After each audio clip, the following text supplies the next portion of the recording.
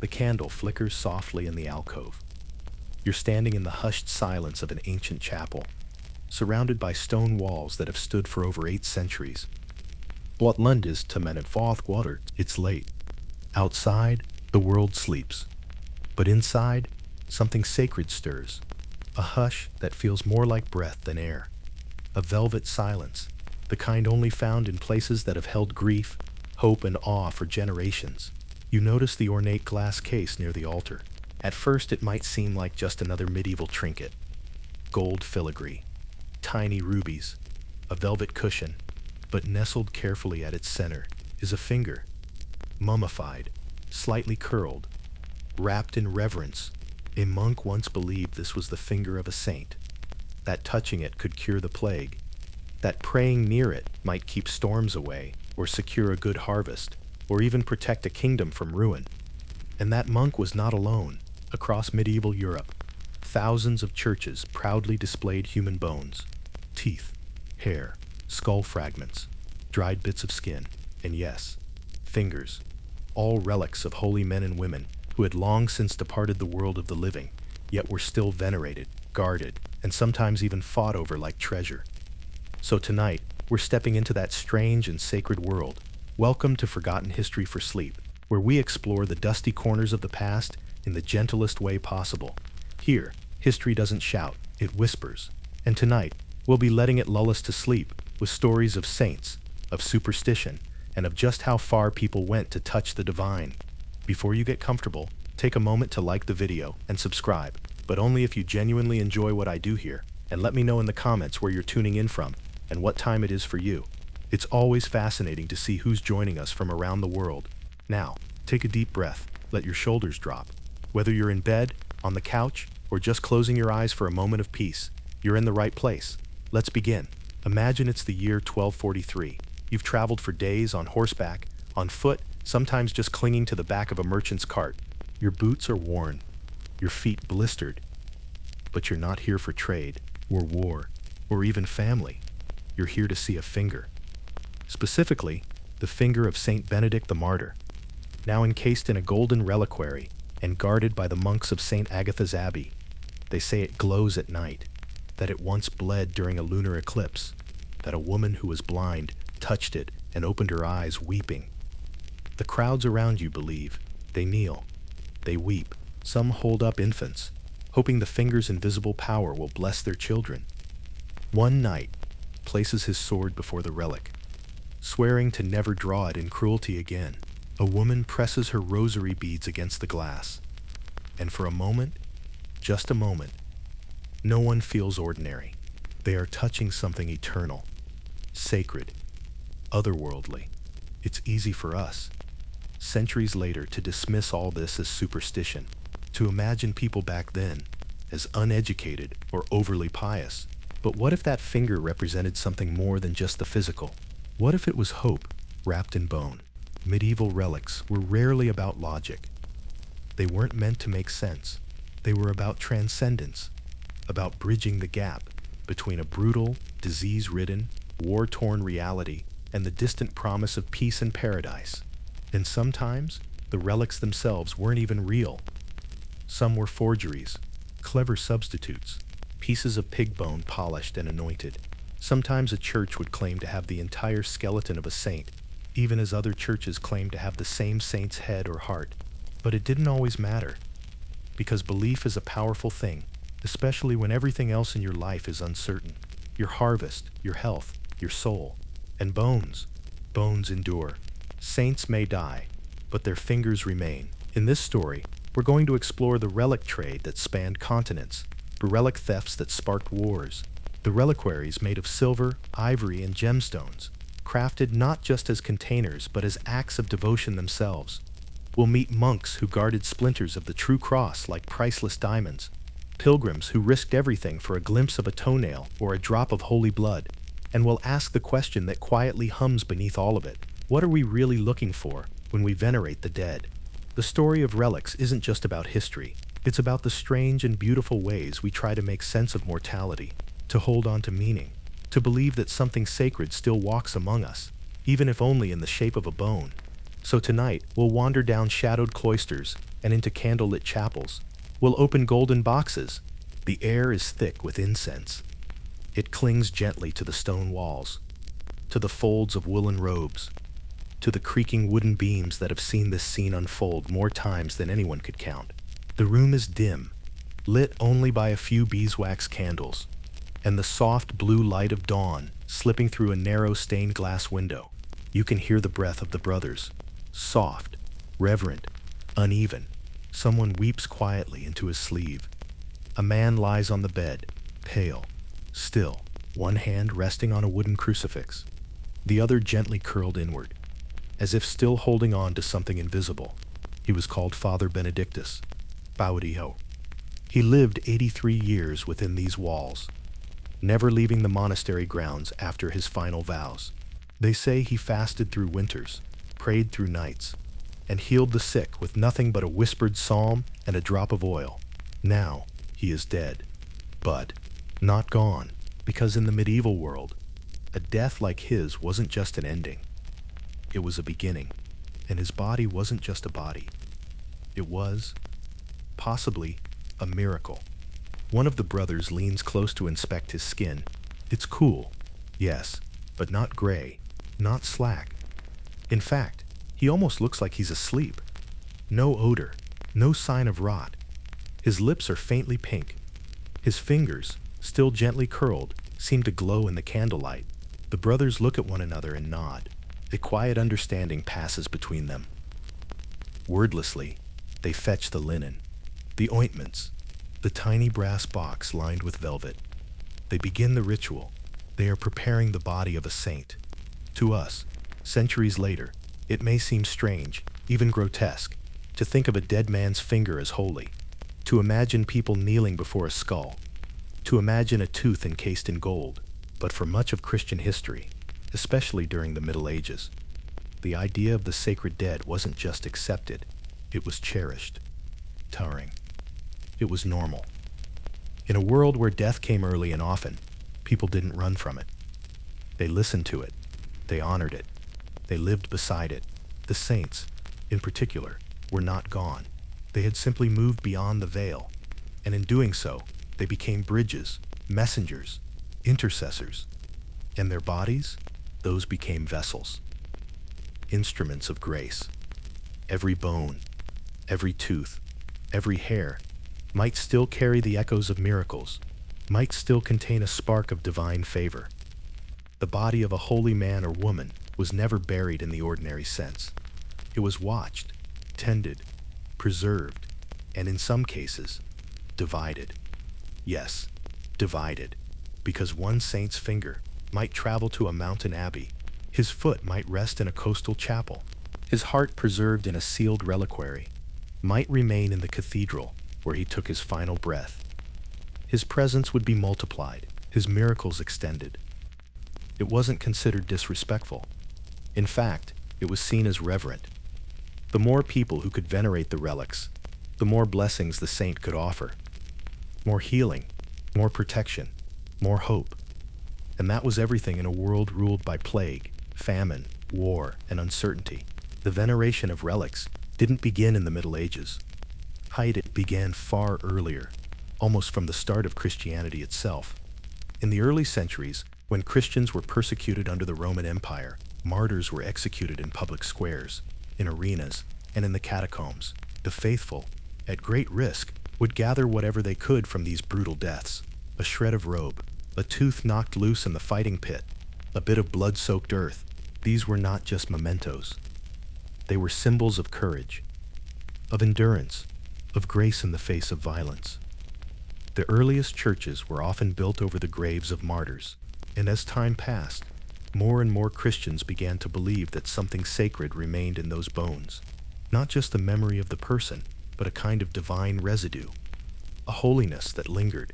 By the 4th century, the practice had become widespread. Relics were placed in altars, carried in processions, kissed by pilgrims, and invoked during prayer. The relics weren't worshipped, they were venerated, honored as channels of God's work, not gods themselves. But to the people of the time, the difference was both subtle and sacred. There were some saints whose relics were considered even more extraordinary. Their bodies didn't rot. In Catholic tradition, this phenomenon was known as incorruptibility, a sign that God had preserved the saint's flesh from decay. Some saints were said to remain supple and lifelike for years, decades, even centuries. There were reports of blood still flowing in veins, of open eyes, of fresh fragrances, like roses and lilies, surrounding the body. These incorrupt bodies were considered especially powerful. The divine was not just metaphorically present, it was physically, visibly at work, and the faithful came by the thousands to see them, to pray near them, to press their rosaries and tokens against the glass. Even today, some incorrupt saints are displayed in crystal coffins, their bodies dressed in embroidered robes, resting under altars, faces waxed but bones intact. Some believe it's a miracle, others are more skeptical. Still, the mystery lingers, as does the devotion. Back in the monastery, the preparation is nearly complete. Father Benedictus has been gently washed, his hands bound in prayer. A section of linen has been wrapped around his right index finger, the one he always raised in blessing during sermons. The abbot stands beside him, silent, until he finally speaks. The people will need something, he says, to remember him, to pray with him. A brother nods. He opens a small wooden box. Inside, gold thread, a delicate knife, a fragment of crystal. It's not gruesome, it's solemn. The finger is removed, wrapped, anointed, placed in the crystal case, sealed. It will sit in the chapel, next to the altar, where Father Benedictus once knelt, where he prayed every morning at sunrise, where his voice echoed through the stone like a song the world had nearly forgotten. And now, his finger will stay, to bless, to comfort, to remind the faithful that sometimes the body itself is a blessing. Not everyone agreed on how much of a body should be kept intact. In some monasteries, there were long, quiet debates held in candlelit rooms, over cups of bitter wine and pages of scripture. Should a saint's body be left whole, buried in peace? A single shrine built over it? Or should it be shared? One abbot once said, "The body of a saint is like the light of a single candle. When you light another from it, you do not lessen the flame, you multiply it." And so, many bodies were indeed shared. One bone sent to a poor village without a priest, a tooth to a convent ravaged by illness, a lock of hair to a bishop who had known the saint in youth. Each fragment became a sacred spark, something ordinary made extraordinary, something physical made metaphysical. This idea that a single finger could represent the whole person was not seen as morbid. It was hopeful, beautiful, because even in death, the saints could be everywhere. And they were. Among all the relics, few held as much quiet reverence as the hand. More than the skull, more than the foot, or heart, or rib, the hand felt deeply human. The hand had touched others. It had blessed, healed, written, reached. It had clasped in prayer and raised in defiance. And the finger, especially the index finger, that was the one that pointed to heaven. Many reliquaries were designed to preserve just that. Watts like Traumbdevater, shaped like a hand in blessing, crafted from gold and silver. The reliquary nestled inside, sometimes visible through a tiny crystal window, was the actual bone of a saint's finger. Imagine for a moment the feeling of standing before one. It's late. What the church is nearly empty. Candles flicker in wall sconces. The reliquary rests on the altar like a sleeping flame, and you kneel. Not because you're certain it holds magic, but because you're certain it holds memory. It represents a man or woman who lived with grace, who died with courage, who might still somehow be listening. You don't have to be certain to feel reverence. You just have to feel small and hopeful. And in that moment, a single finger points you gently toward heaven. There's a kind of poetry in bones. They outlast everything. Flesh, memory, clothing, stories. You can't always remember someone's voice or their face, but a relic remains. Water-amel, untouched by fire, flood, or forgetfulness. In medieval Europe, bones became a language. a sacred alphabet. You could read the devotion of a church by how many relics it held, by how they were treated, by how they were displayed. A bone placed in a simple cloth bag and hung above a sick child's cradle spoke of faith. A tooth set in silver and kissed by every bride before her wedding spoke of community. A knucklebone passed from one dying monk to another whispered of courage. These weren't just objects. They were witnesses. They had seen miracles. They had been present in places where heaven and earth blurred for a brief moment. And to those who touched them, prayed beside them, wept before them, they spoke volumes. Not in words, but in presence. In many monasteries, one monk was assigned a very specific task. Height. He was called the custos reliquiarum, the keeper of relics. He carried no sword, led no mass, wore the same robes as the rest. But his job was one of immense responsibility. He cared for the sacred remains, cataloged them, cleaned their cases, protected them from heat, water, thieves, and yes, even from overzealous believers who might try to smuggle a relic away as a holy souvenir. His work was done in silence. Mostly, he would often be found alone, hunched over in a tiny chamber lined with stone niches and oaken drawers. Each drawer bore a brass label, Digitus Sancti Albani, Crinis Sanctae Agnesi, Ossa Martyris Incogniti, Finger of Saint Alban, Hair of Saint Agnes, Bones of an Unknown Martyr. Each relic, regardless of size or fame, was handled with equal care, because to the keeper, none were small, none were less holy. Once a year, on the Feast of All Saints, he would carry them one by one into the chapel, lay them gently on the altar, and for that one day, the whole church glowed with memory, with bone, with breath long vanished, but never truly gone. Sometimes, a relic didn't start as one. It began simply, a torn hem from a robe, a finger from a man who died unknown, a splintered rib wrapped in linen, left behind during a time of war or plague. Then something happened. A blind woman touched the bone and began to see. A dying child recovered after the relic was placed on her pillow. A town spared from flood after it was carried to the water's edge in prayer. Word spread. The relic was cleaned, enshrined, protected. Pilgrims came. Offerings were made. A small church was built.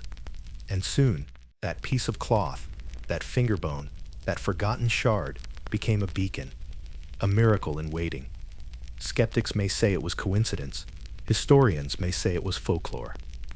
But the people believed, and in a world where belief was often all they had, that belief became real.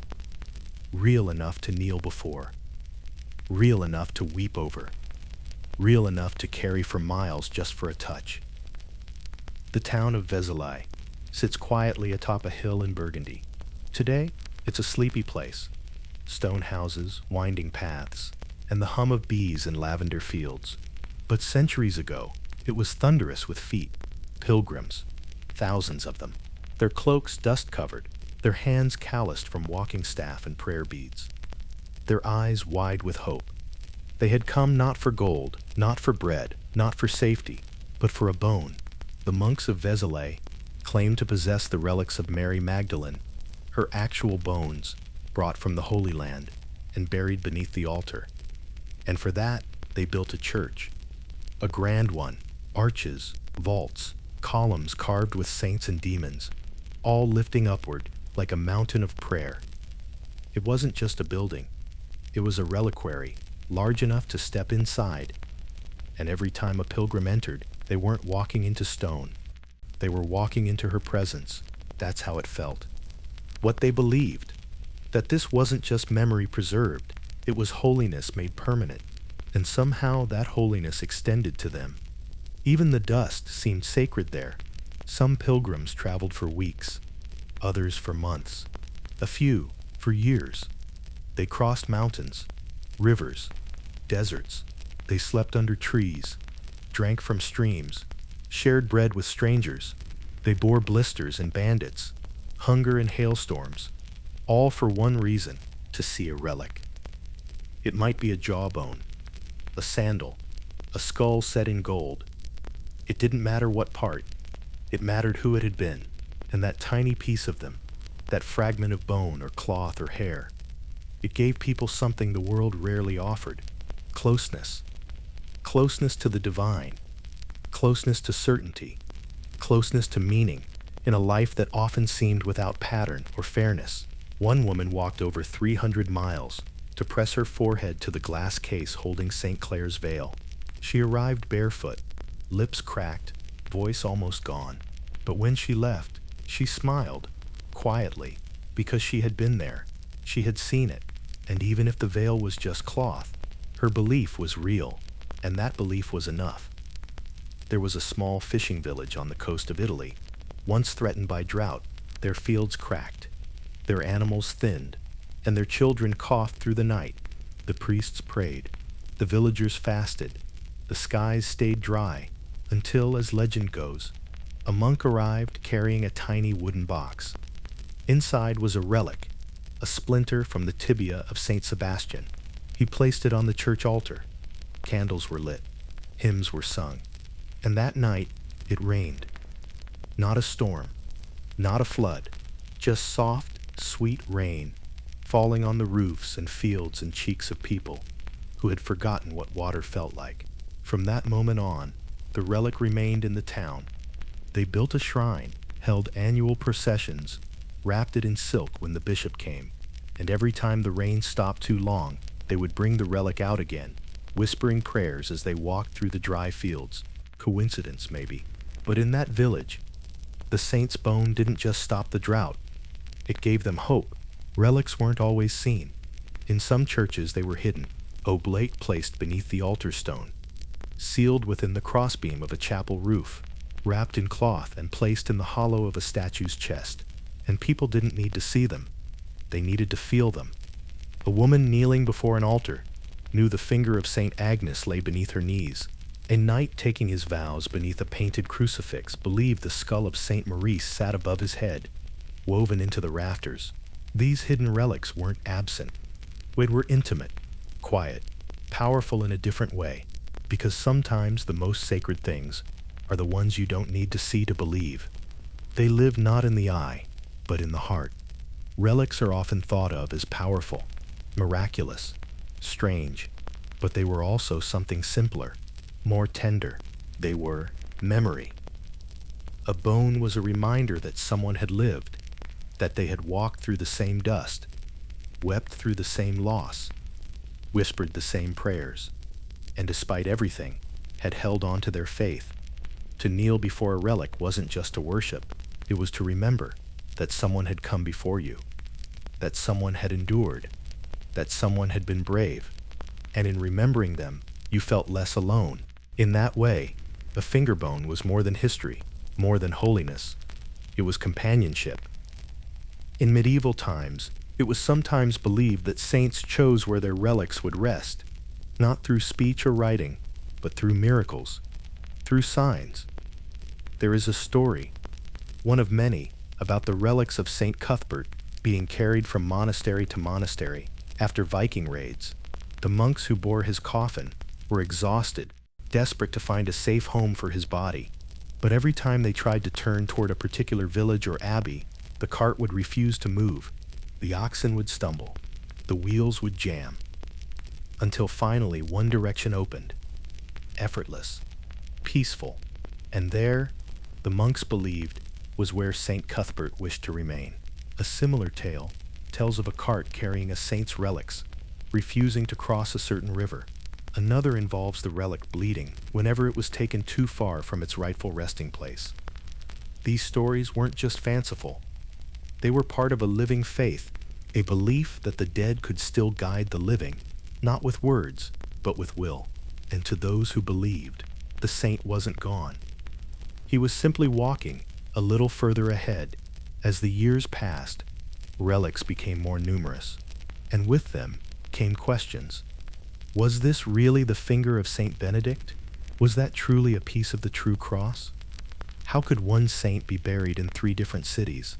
So the church began formalizing the process. Bishops were called upon to verify relics. Portamidis were formed, seals and signatures applied, labels written in Latin, pressed in wax, carefully tucked inside the reliquary.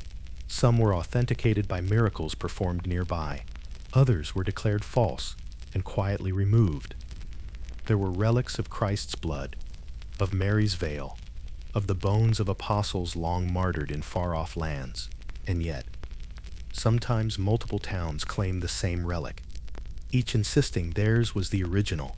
Skepticism grew. So did fraud. But still, the faithful came. Because often, it wasn't about proof. It was about presence, about standing in a space where the sacred was believed to dwell, about being close to something, anything that whispered of eternity.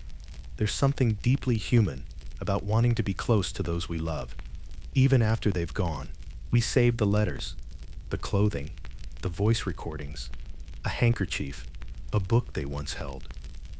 Relics were that too, but magnified. For believers, saints were family, celestial companions who walked with them through sickness, childbirth, battle, grief.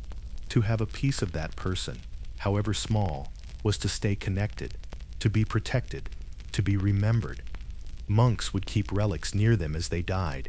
Midwives would place them under pillows during labor. Sailors carried slivers of saintly bone in tiny pouches around their necks. Some even stitched them into their tunics. These were not just symbols, they were relationships, carried not just in bags or boxes, but in hearts. By the 13th century, Europe had become a continent of relics. There were thousands of them, hidden beneath altars, hung above doorways, sealed in crosses, worn in rings, carried in processions, stored in abbeys, housed in golden towers. Some were venerated quietly. Others became the centerpiece of entire regions, pilgrimage destinations that changed the economy of villages, the structure of cathedrals, the lives of generations. And still, new relics emerged. New saints, new miracles, new fragments found, verified and treasured. It's easy now to view all of this as distant, curious, perhaps even absurd. But relics weren't about logic. They were about longing, a longing for the sacred, for connection, for hope that didn't vanish when someone died. And in that way, the world of relics wasn't so different from our own. We, too, hold on to objects, to ashes, to photographs, to the final voicemail, the smell on a scarf, the last text message, all relics in their own right. Let's return, just for a moment, to that monastery chapel, the one where Father Benedictus lies. The days have passed. His body has been buried, his sermons remembered, his life honored. But his finger remains, wrapped, blessed, placed in a reliquary of carved oak and amber. Each morning, as the sun filters through the stained glass window, the reliquary glows. A small flame on the altar, quiet, constant. The brothers pray beside it, so do travelers, the sick, the lost, the faithful. They don't pray to the finger, they pray near it.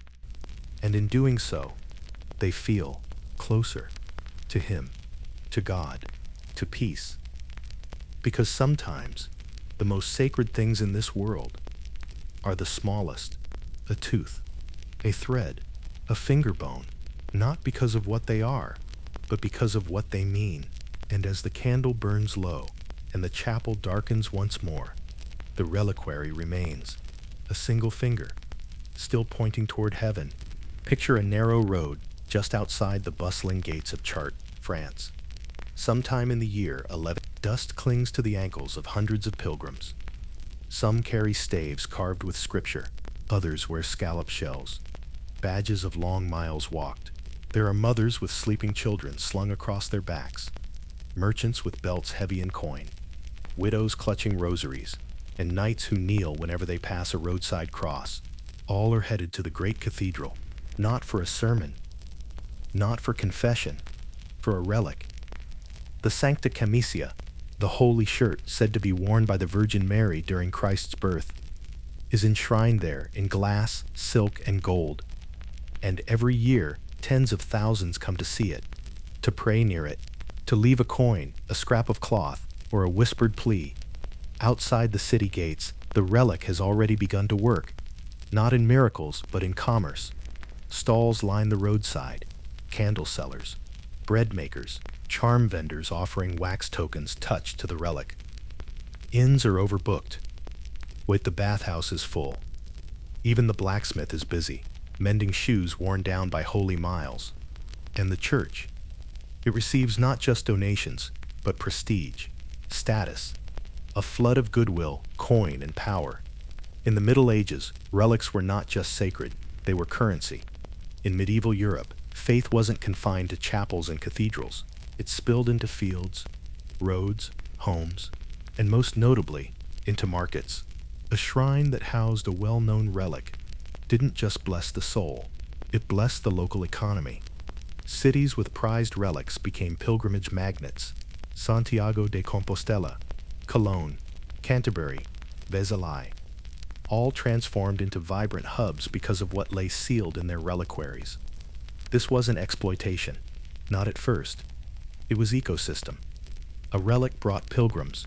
Pilgrims needed food, lodging, tokens, candles, prayer scrolls, and spiritual guidance. Priests offered indulgences. Merchants offered souvenirs.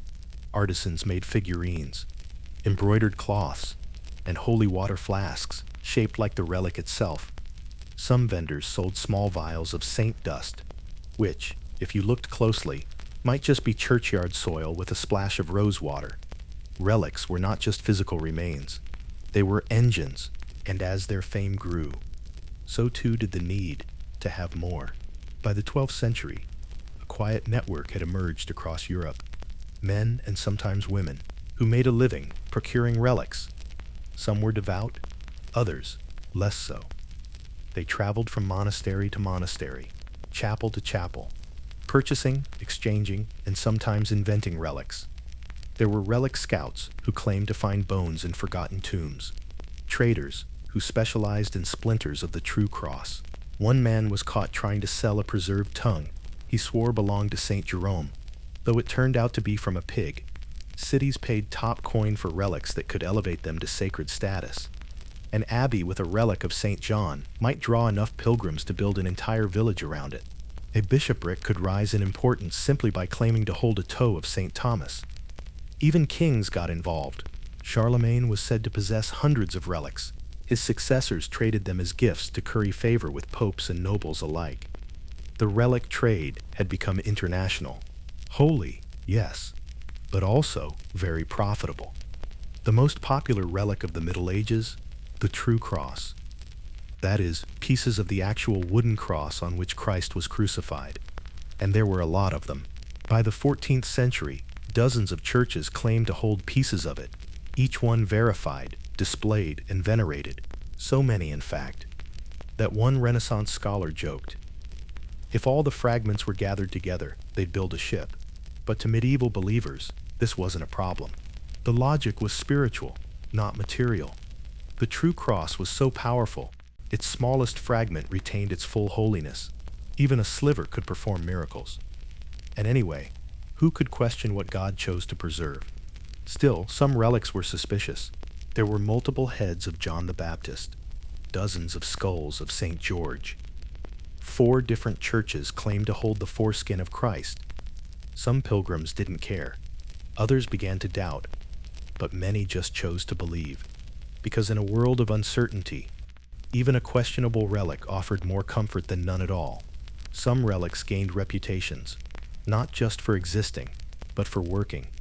These were the miracle makers, the ones that healed the sick, stopped plagues, restored fertility, even raised the dead, according to chroniclers. If a town had one of these, they didn't just display it, they advertised it. Relic processions were held during droughts and famines. Entire communities followed the sacred bone or garment through the streets, singing hymns, casting rose petals, holding candles. When it rained, or when the sickness passed, the relic's fame grew. Soon, pilgrims would arrive from other cities, bringing donations and spreading word. Some churches even loaned their relics to struggling towns for a price. A rib of St. Lawrence might be carried to a plague-struck village, A bishop's finger bone might be brought to a court seeking victory in war. The relic was paraded, displayed, prayed to, and then sent back, carried by clergy, guarded like treasure. Because in truth, that's what it was. A relic wasn't just a sacred object. It was divine capital. Where there is power, there will always be imitation. In the shadows of holy chapels and beneath the velvet-lined reliquaries, a quiet deception grew. Some relics were forged, not out of malice, but out of desperation. Imagine a small monastery, tucked away in the hills. The crops are failing. The roof leaks. The pilgrims pass them by, drawn to a richer abbey with a shinier relic.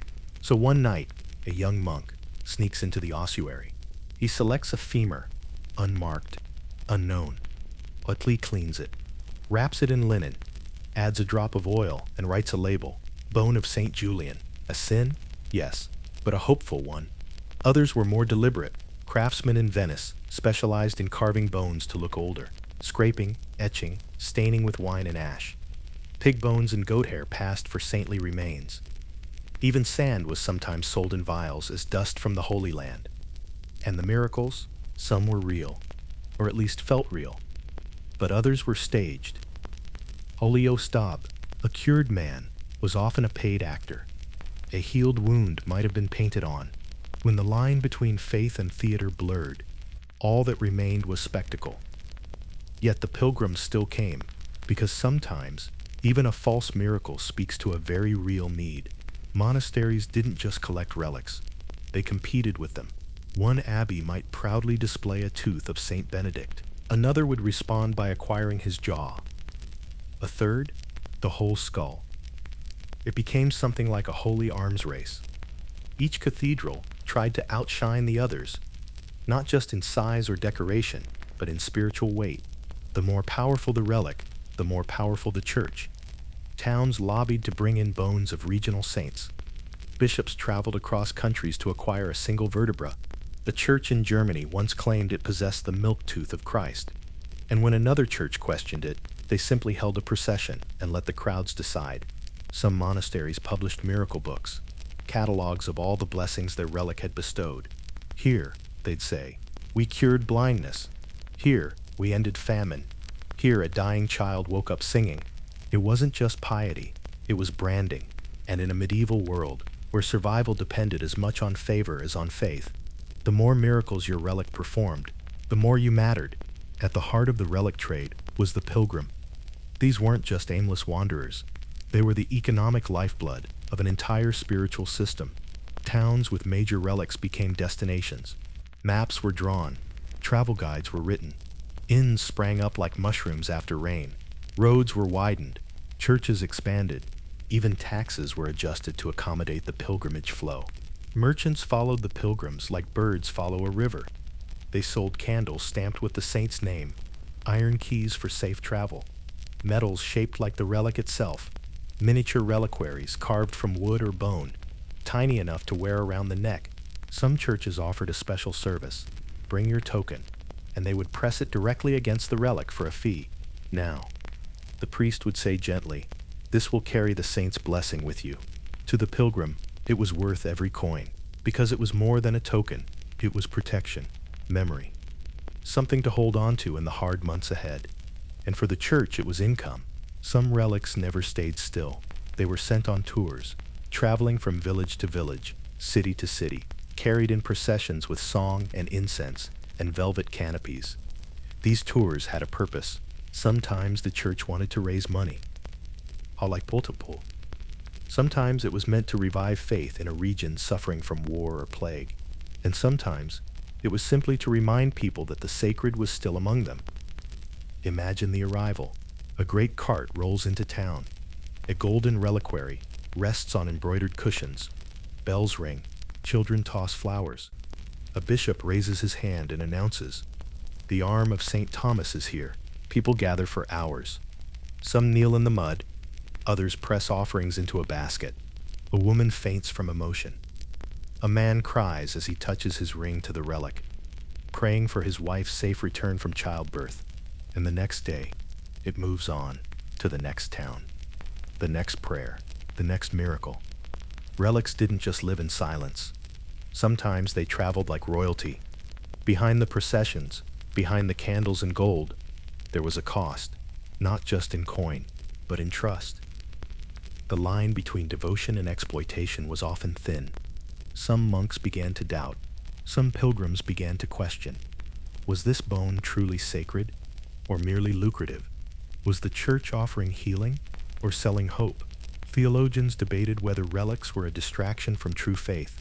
Reformers whispered that miracles were staged, and in time, some called for change. But still, the relics remained, because even with their flaws, even wrapped in politics and profit, they represented something larger, something people still longed for. Connection, comfort, continuity. A world where heaven could be touched, where grace could be carried in a pouch, where the dead could still whisper to the living, and for many, that was worth everything. Relics were not only for the faithful, they were for the powerful. In the hands of popes and kings, a saint's bone could become a gift of strategic brilliance, a sacred bribe wrapped in silk. Picture a sealed box arriving at the court of a skeptical noble. Inside, a finger bone of St. Paul. Alongside it, a handwritten note from the Pope himself, blessing the noble's recent alliance and gently encouraging him to send more troops to a crusade. Relics were used to sweeten negotiations, confirm loyalty, and secure marriage arrangements. When a monarch was crowned, it wasn't uncommon for a bishop to present a new relic to legitimize the moment. Sometimes it was a fragment of a martyr. Other times, a piece of Christ's robe. A relic could turn a coronation into something not just regal, but sacred.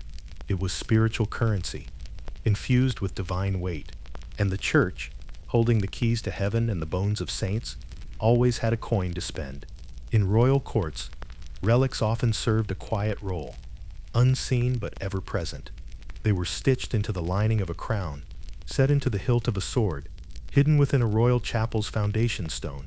Some monarchs carried relics on their person at all times. A splinter of the cross sewn into a sleeve, a saint's tooth inside a locket around the neck. These were not decorative choices. They were acts of protection, of legitimacy. To rule with a relic was to rule with divine endorsement. A king might be born from royal blood, but a relic near his heart whispered that God approved.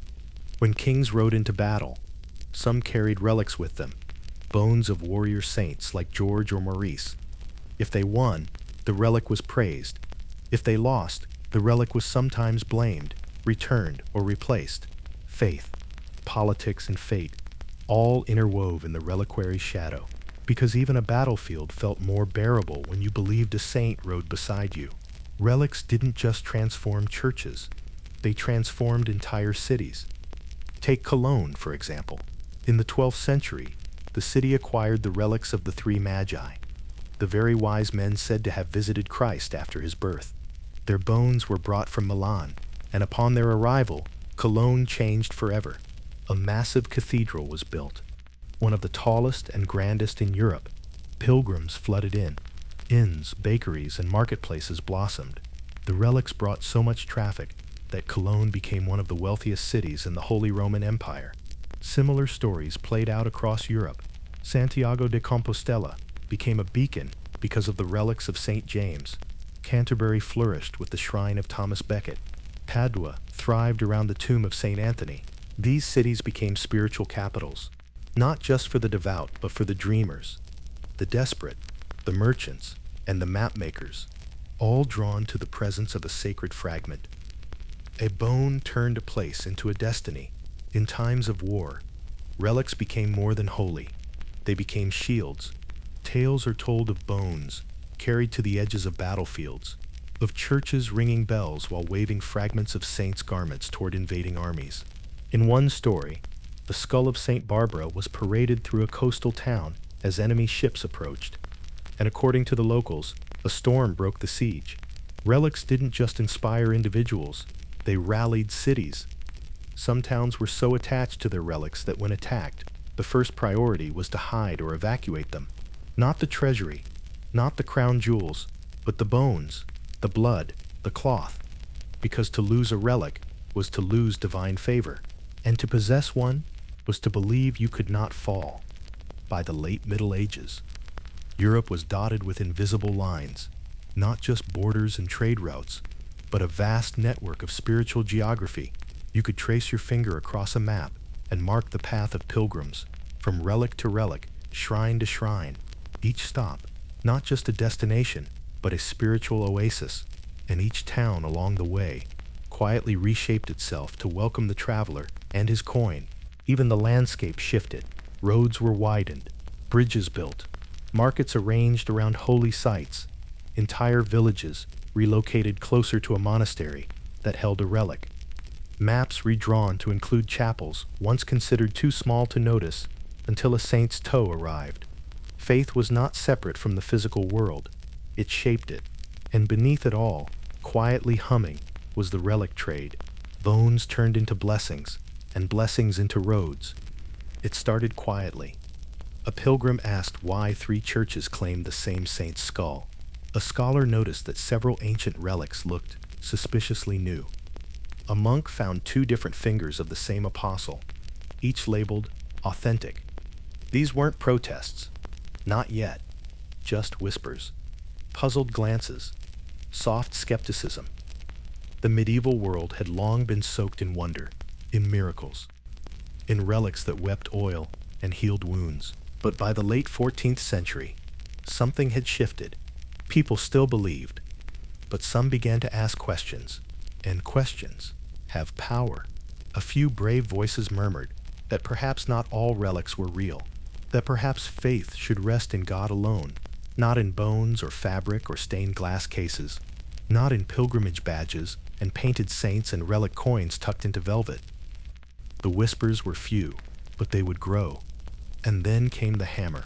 In the 16th century, the Reformation roared across Europe, and relics were among its first targets. Reformers like Martin Luther openly mocked them. He counted dozens of churches claiming thorns from Christ's crown and multiple foreskins of the infant Jesus. He called them distractions, deceptions, superstition, dressed in gold. Many agreed. In Protestant regions, relics were destroyed, burned, buried, locked away. Skeletons once displayed in radiant reliquaries were now quietly reinterred. Churches were stripped bare. Relic chapels closed. Pilgrimage routes collapsed. To many reformers, it was a necessary cleansing, a return to Scripture, to personal faith. But to others, it felt like grief. The candles dimmed. The hymns stopped. The saints fell silent behind shuttered glass. And where once there had been hope, housed in bone, there was now only absence. But relics were not gone. In Catholic Europe, they remained and even flourished. The Counter-Reformation responded with beauty. Churches doubled down on spectacle, unveiling their most precious relics with renewed pride. Pilgrimages resumed. Processions grew even more elaborate. Artists carved new reliquaries, now more theatrical than ever. Radiant sunbursts of gold, hands reaching heavenward, crystal towers glowing in candlelight. Relics became a counterweight to doubt. They weren't just sacred, they were sensory. You could see them, touch them, hear the choir swell as they passed by. And for many, that was enough. A reminder that the divine wasn't abstract. It was here, glimmering behind glass, resting in velvet, still blessing, still healing, still watching. Centuries passed. Empires fell. Maps changed. Faith evolved. But relics never quite disappeared. Even today, some remain, quiet and unassuming. A finger bone in a back chapel, a tooth in a dusty glass case, a vial of holy blood resting in a church corner where tourists barely glance.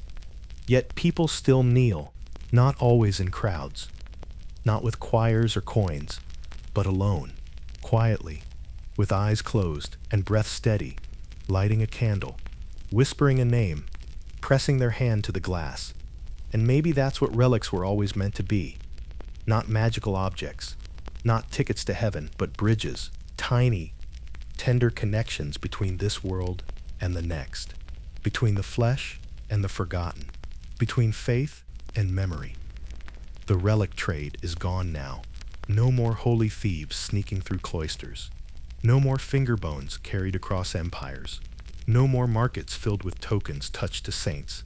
But something lingers. Not the business, but the longing. The longing to feel close to what matters. To hold a piece of something bigger than ourselves. To believe that memory has weight. Like holiness can live in the tiniest thing. A splinter of wood. A drop of oil. A single curled finger. And maybe it can. Because we still keep our own relics. A wedding ring. A letter. A lock of hair. A favorite mug. An old pair of glasses. Each one infused with meaning. Each one saying, they were here. They mattered. They changed me. And in the soft hush of evening, when the light grows golden and the world feels far away, we still reach for them. And in doing so, we remember. It was a quiet night in the town of Concours, in southern France. A monastery stood nestled between the hills, lit by torchlight and the faint flicker of stars. Inside, a wooden box rested behind the altar, locked, bound in brass, and wrapped in linen. Inside the box was a body. Well, part of one. It belonged to Saint Foy, Saint Faith, a young girl martyred by the Romans centuries earlier. Her remains were said to be miraculous, healing, holy, for generations. They lay in a distant monastery in Agen. Conan monks of Concours decided she deserved a new home. And so, they stole her. A traveling monk, sent on pilgrimage, befriended the keepers of the shrine in Agen. He stayed for years, gaining trust, performing duties, kneeling in prayer, until one night, when the others slept, he opened the reliquary, removed the bones of Saint Foy, and smuggled them back to Concours. It was a theft, a violation, a sin. But the monks of Concours called it a miracle. Because as they saw it, if Saint Foy hadn't wanted to be moved, she would have stopped it. Her silence, they claimed, was consent. Her miracles, once she arrived, were proof, and so began the era of holy theft. In medieval Latin, there's a term, forta sacra, sacred theft. It describes the strange and paradoxical idea that stealing a saint's relics might not just be forgivable, it might be righteous, if a relic was stolen with devotion, if it was taken to a better home, if it performed miracles after being moved, then perhaps it wasn't theft at all. Perhaps it was the saint choosing a new resting place. And so, across Europe, monasteries became both sanctuaries and targets. Some monks traveled hundreds of miles on covert missions. They faked identities, drugged gatekeepers, hid bones in their robes or packs. There are stories of saints' heads, smuggled in baskets of onions, arms wrapped in wool and passed off as firewood, teeth sewn into cloaks. Sometimes the relics were gifted under pressure. Sometimes they vanished without a trace.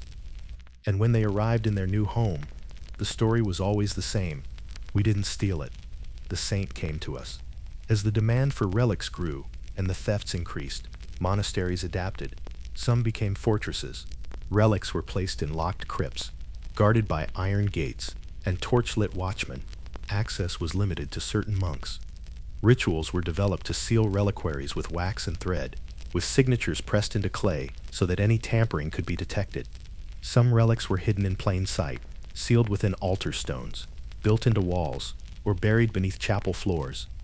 Others were kept in movable chests, ready to flee at the first sign of danger. A monk in Normandy once carried the entire skull of a local saint on horseback for 3 days, evading bandits who had planned to raid the monastery. He slept beside it, ate beside it, whispered psalms to it under the stars, because to lose the relic was to lose the soul of the place. Some relics caused more than theft. They caused war. In 1204, during the Fourth Crusade, Christian soldiers sacked Constantinople, a Christian city. They didn't just take gold or jewels. They took relics, hundreds of them, some of the most precious in all Christendom. Fragments of the true cross, bones of apostles, the Virgin's belt, even what was claimed to be Christ's blood. They were sent west, Paris, Venice, Rome. Many remain there today. The sack was brutal, sacred, shameful, and it wasn't the only time relics triggered violence. Cities fought over them. Churches sued one another. Rival monasteries spread rumors, accused each other of fraud, bribed pilgrims, and sometimes used armed escorts to transfer relics from one place to another. Relics weren't just holy, they were geopolitical, and no one wanted to be left with empty hands and empty chapels. But not all relic thefts succeeded, because as legend had it, some saints resisted. There are stories of carts that refused to move after stealing a relic, no matter how many oxen pulled, of relics that mysteriously disappeared, only to be found back in their original shrine the next morning, of storms rising suddenly, candles extinguishing, bells ringing themselves when a relic was taken without reverence. In one tale, a monk tried to steal the hand of a saint from a rival monastery, but as he crossed the threshold, the hand grew unbearably hot, burning his robes and forcing him to drop it. The relic was returned, unharmed, and the monk wept in shame. Another relic, when stolen, caused every bell in the town to ring out at midnight, waking the monks and alerting them to the thief. Whether true or not, these stories served a purpose. They reminded people that saints were still watching, that even in death, they had a say. In the medieval imagination, when a saint's relic arrived, however it got there, it was not viewed as stolen, it was received. Imagine the scene. The church bells ring out across the hills. Monks gather in long procession, holding candles, singing hymns. Townspeople kneel in the dust. Children throw flowers. And at the center of it all, a reliquary carried by two trembling hands. The bones inside had been taken. Yes, quietly, secretly, perhaps even dishonestly. But now, they were honored, draped in silk, anointed, given a resting place beneath the altar, or in a gilded chest adorned with crystal and gold. The monks of the receiving monastery would speak not of theft, but of arrival, of grace. They'd write stories about how the saint had traveled to them willingly, how miracles followed in their wake. A stolen relic, properly celebrated, became holy by reputation, and very soon, by belief. Once a new relic arrived, especially a famous one, a town would mark the moment forever. A grand procession would be held. Not just monks, but nobles. Not just clergy, but farmers, merchants, and pilgrims. Everyone took part. Songs were composed, flags unfurled, a canopy held high above the relic, carried like a king. It wasn't just religion, it was pageantry. And the saint was the star. If miracles followed, a healed wound, a sudden rain, a peaceful birth, then the relic was legitimized. If no miracle occurred, well, hope had patience. And the story of how the relic had chosen the town would spread anyway. Some towns held anniversary processions for centuries. Others built festivals around their relic's arrival. Plays were written, meals blessed, new roads built to handle the influx of pilgrims. What began as theft became legend, and legend, told often enough, becomes truth. After the fanfare faded, the real work began. The relic needed a home. Sometimes it was placed beneath the main altar, sealed in a cavity of stone, marked with a Latin inscription and a drop of wax. Other times, it rested in a reliquary shaped like the saint's body part, a golden arm, a silver head, a foot carved from ivory. But always, it was protected. Guards were sometimes posted, locks applied. The custos, keeper of relics, given a new chamber to oversee. Some relics were only shown on feast days, lifted above the congregation in a solemn glowing ritual. Others remained visible always, tucked in glass niches where candlelight danced across the bones. And slowly, the relic became part of the town's rhythm. It heard confessions, watched marriages, sat silently during famines, wars, and plagues. It witnessed centuries, and though it had been carried here in secrecy, it would stay forever in celebration. Not every relic brought peace. Some split communities. Imagine two towns, each claiming to possess the same saint's bones. Or worse, one town holding the skull, the other the body. Pilgrims were forced to choose. Arguments erupted in marketplaces. The clergy accused one another of lies. Even families divided over which relic to visit. There were lawsuits, yes, medieval lawsuits, filed over bones. Church authorities were sometimes called to judge the matter. Tests were crude, decisions were political, and sometimes both relics were declared authentic to preserve peace, even if reason suggested otherwise. One church might claim it had the saint's spiritual essence, the other, his bodily remains, yet others claimed that saints could multiply, that a miracle had allowed their relics to be shared in several places at once. And for the pilgrims, most didn't care. They went where the faith was strong, where the candles glowed brightest, where the prayers felt answered. Truth, in matters of relics, was often less important than belief, and sometimes a relic arrived and nothing happened. No miracles, no visions, no healing. The crowds came once, then less, then not at all. The relic, still venerated, slowly became a background presence, no less sacred, but no longer central. Its story faded. The church locked the reliquary in a chest, brought it out only on feast days. Candles were lit out of duty, not desperation. And yet, the relic remained, because even without spectacle, it meant something. A reminder, a presence, a piece of the past preserved in stillness. Not all relics healed, not all relics glowed. Some simply were. And in that quiet persistence, there was still grace. By the 13th century, relics had value beyond churches and chapels. They had become commodities, and where there is value, there is a market, often a shadowed one. Whispers passed between monks and merchants in cathedral courtyards. A trader from Venice might arrive with a sealed pouch containing what he claimed was a toe of St. Matthew. Another offered slivers of the manger, pressed in wax, straight from Bethlehem, he promised, touched by angels. No records, no proof, only reverence and a price. Some relics were sold openly, others were smuggled in hollowed-out books, wrapped in cloth, tucked beneath wagon boards. Entire collections changed hands in secret, sometimes for gold, sometimes for favors, sometimes for silence. Even some monasteries participated, buying or trading relics to boost their prestige. And no one asked too many questions, because in the end, belief often mattered more than origin. Not all relics brought peace. Some brought fear. There are stories, half history, half folklore, of relics that seemed wrong.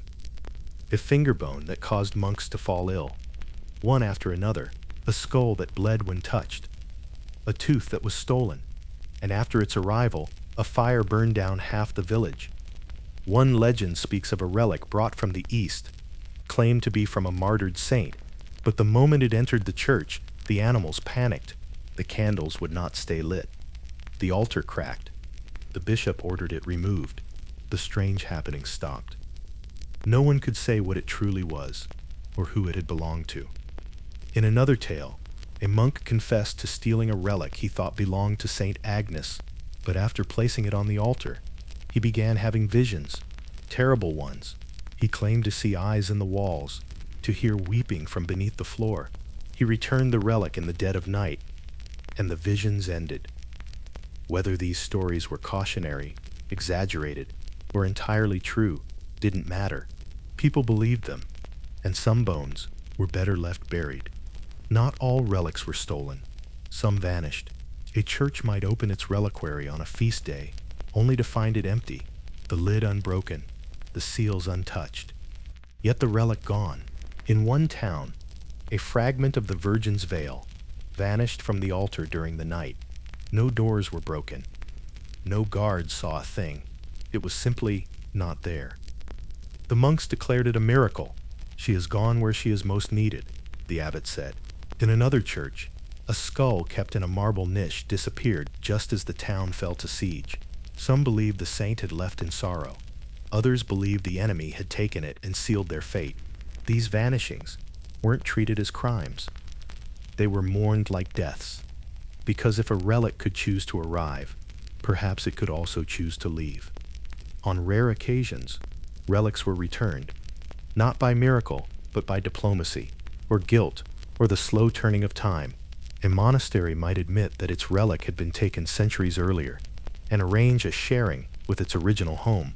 In some cases, the relic was split, half to each church. In others, a copy of the reliquary was made and filled with bone dust, to preserve the story, if not the source. Sometimes, a thief confessed on their deathbed, and the relic was returned in silence, placed gently on the altar before dawn. No name attached.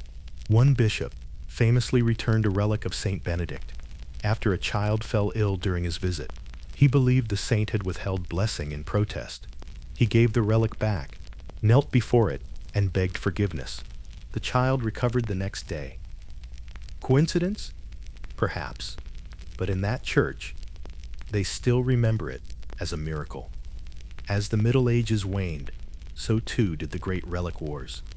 The printing press rose. New ideas spread. Reformations broke old structures. Faith changed its focus, from the physical to the personal, from bones to books. The golden reliquaries were still there, many locked away, gathering dust.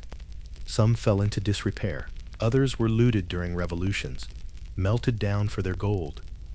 Still others remained, tucked into quiet chapels, visited by only a few. But the fever, the hunger, the holy thefts? They faded.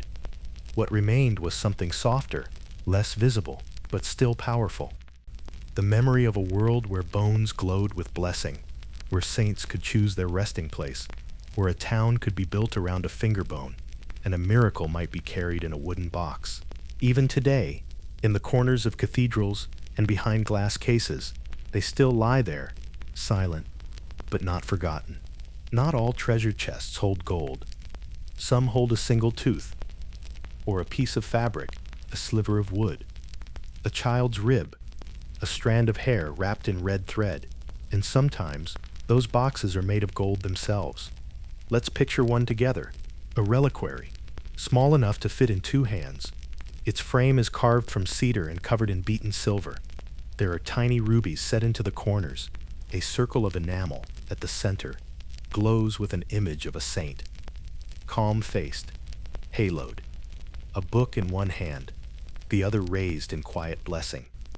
Inside, a piece of bone, a finger, resting on a cushion of velvet, wrapped in a thin strip of linen, marked with an old name. It could be anything to the unknowing eye. But to those who believe, this is not a box. It's a doorway. And the bone inside? Not death, but grace. The word reliquary comes from the Latin reliquiae, meaning remains. But reliquaries were never just containers. They were works of art, objects of devotion, expressions of faith shaped in metal and light. In the early church, relics were buried, hidden, protected, but by the 9th century, they were being displayed, first in small boxes, then in elaborate shrines. Churches competed to build the most dazzling reliquaries, not just for beauty's sake, but to reflect the majesty of the saint within. Artisans, monks, goldsmiths, sculptors devoted their lives to creating these vessels. They carved ivory, hammered gold, inset gemstones, painted glass, embroidered silk linings. Some reliquaries took years to complete. Others were passed down, added to by generations. Each detail mattered, not because the relic needed decoration, but because the faithful needed reverence. Some reliquaries were shaped like boxes, others like body parts.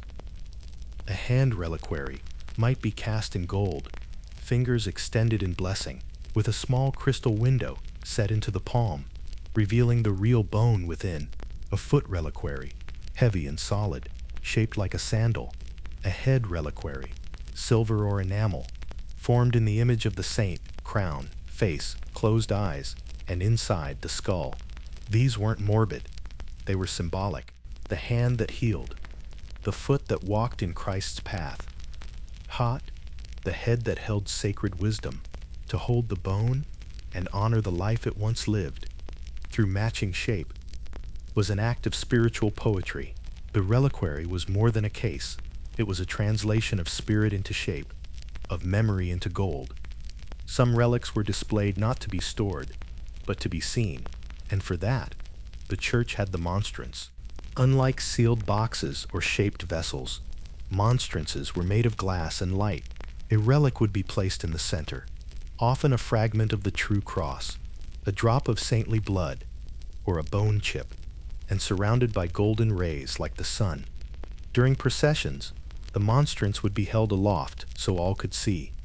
Bells would ring, children would kneel, some would cry, and many would reach out, not to touch, but simply to be near. There are accounts of monstrances glowing with unnatural light, of the glass warming in winter, of birds falling silent as the relic passed by. Whether true or myth, these stories tell us something simple. The reliquary was not a container of the dead. It was a celebration of the divine. Reliquaries were not just beautiful, they were deeply symbolic. Gold, the incorruptible metal, reflected the saint's eternal spirit. Silver, pure and bright, echoed virginity, clarity, and grace. Ivory came from distant lands, a reminder of the church's reach. Crystal was used so the faithful could see the relic, transparent truth. Velvet and silk cradled the bones in softness, as one would cradle a child. Even the order of decoration mattered. Sometimes gems were chosen to match the virtues of the saint. Red for martyrdom, blue for wisdom, green for healing, pearls for purity. Nothing was accidental. Each reliquary told a story, not just of what it held, but of what it meant, what people believed about the life inside the bone, the prayers it answered, the pain it shared, and in every corner, a small glint of hope. The reliquary sat behind locked gates for most of the year, hidden in the chapel's apse, covered in cloth, guarded in silence. But once a year, on the saint's feast day, it was revealed. The church bells rang before dawn. Candles were lit from altar to entrance. Incense filled the air, thick, warm, clinging to the stone and the skin. Then, slowly, with the choir's chant rising like mist, the veil was pulled back. The reliquary shone, even if it was small, even if it held nothing more than a fragment of a bone. For the people who had waited, fasted, prayed, this moment was everything. Hands reached outward, not to touch, but to honor, to remember, to hope. The unveiling was not just a ritual, it was a return. The saint, silent all year, had come back into the light, and for a little while, heaven felt closer. Medieval worship was not quiet. It was full of scent and sound and texture and gold. The reliquary didn't just sit.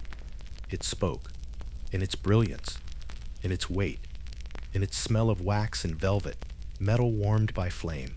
To venerate a relic was a physical act. You knelt on cold stone, you kissed the glass, you pressed a token, perhaps a rosary, a strip of cloth, a child's shoe against the reliquary's side, whispering a name into the dark. Above you, the incense smoke curled upward like prayer. The choir sang, candles flickered, and the reliquary, glimmering, waited, quiet, unmoved. And that stillness, it meant something. In a world where so little stood still, where plague, war, and famine raged, the reliquary did not move. It stayed. It shone. It endured. Some reliquaries were so precious. They were built into the church itself, quite literally. A chapel might be designed entirely around a relic. The altar raised over it. The windows arranged to catch the sunrise on the feast day. The architecture shaped so that the saint's bones rested exactly at the heart of the space, where light, sound, and people all converged. This was not decoration. It was devotion in stone. Pilgrims who walked for weeks arrived at these spaces with trembling limbs.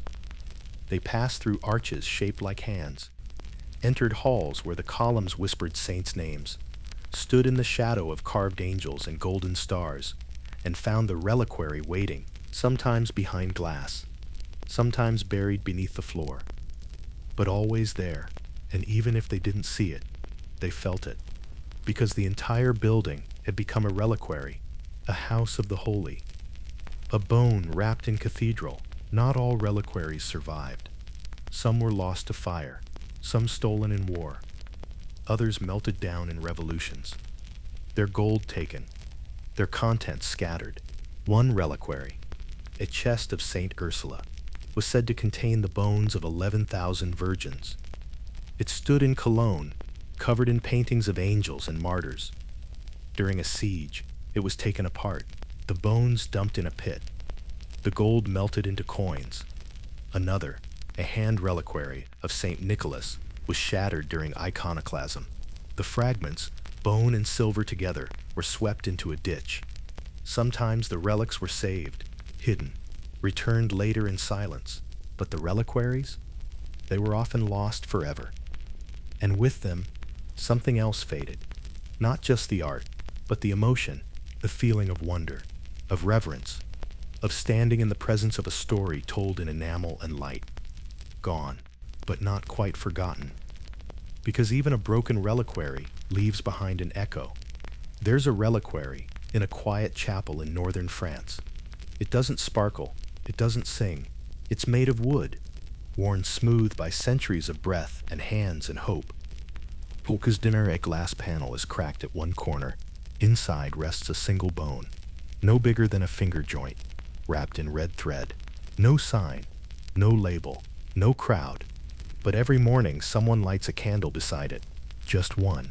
And for a few minutes, the light flickers on the glass, on the wood, on the bone, and someone prays. Not loudly, not with grandeur, just a whispered sentence, a bowed head, a breath. The reliquary does not answer.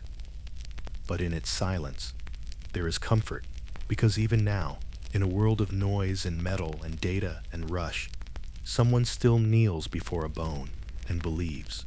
Not all reliquaries were grand. Some were small enough to hide in your sleeve.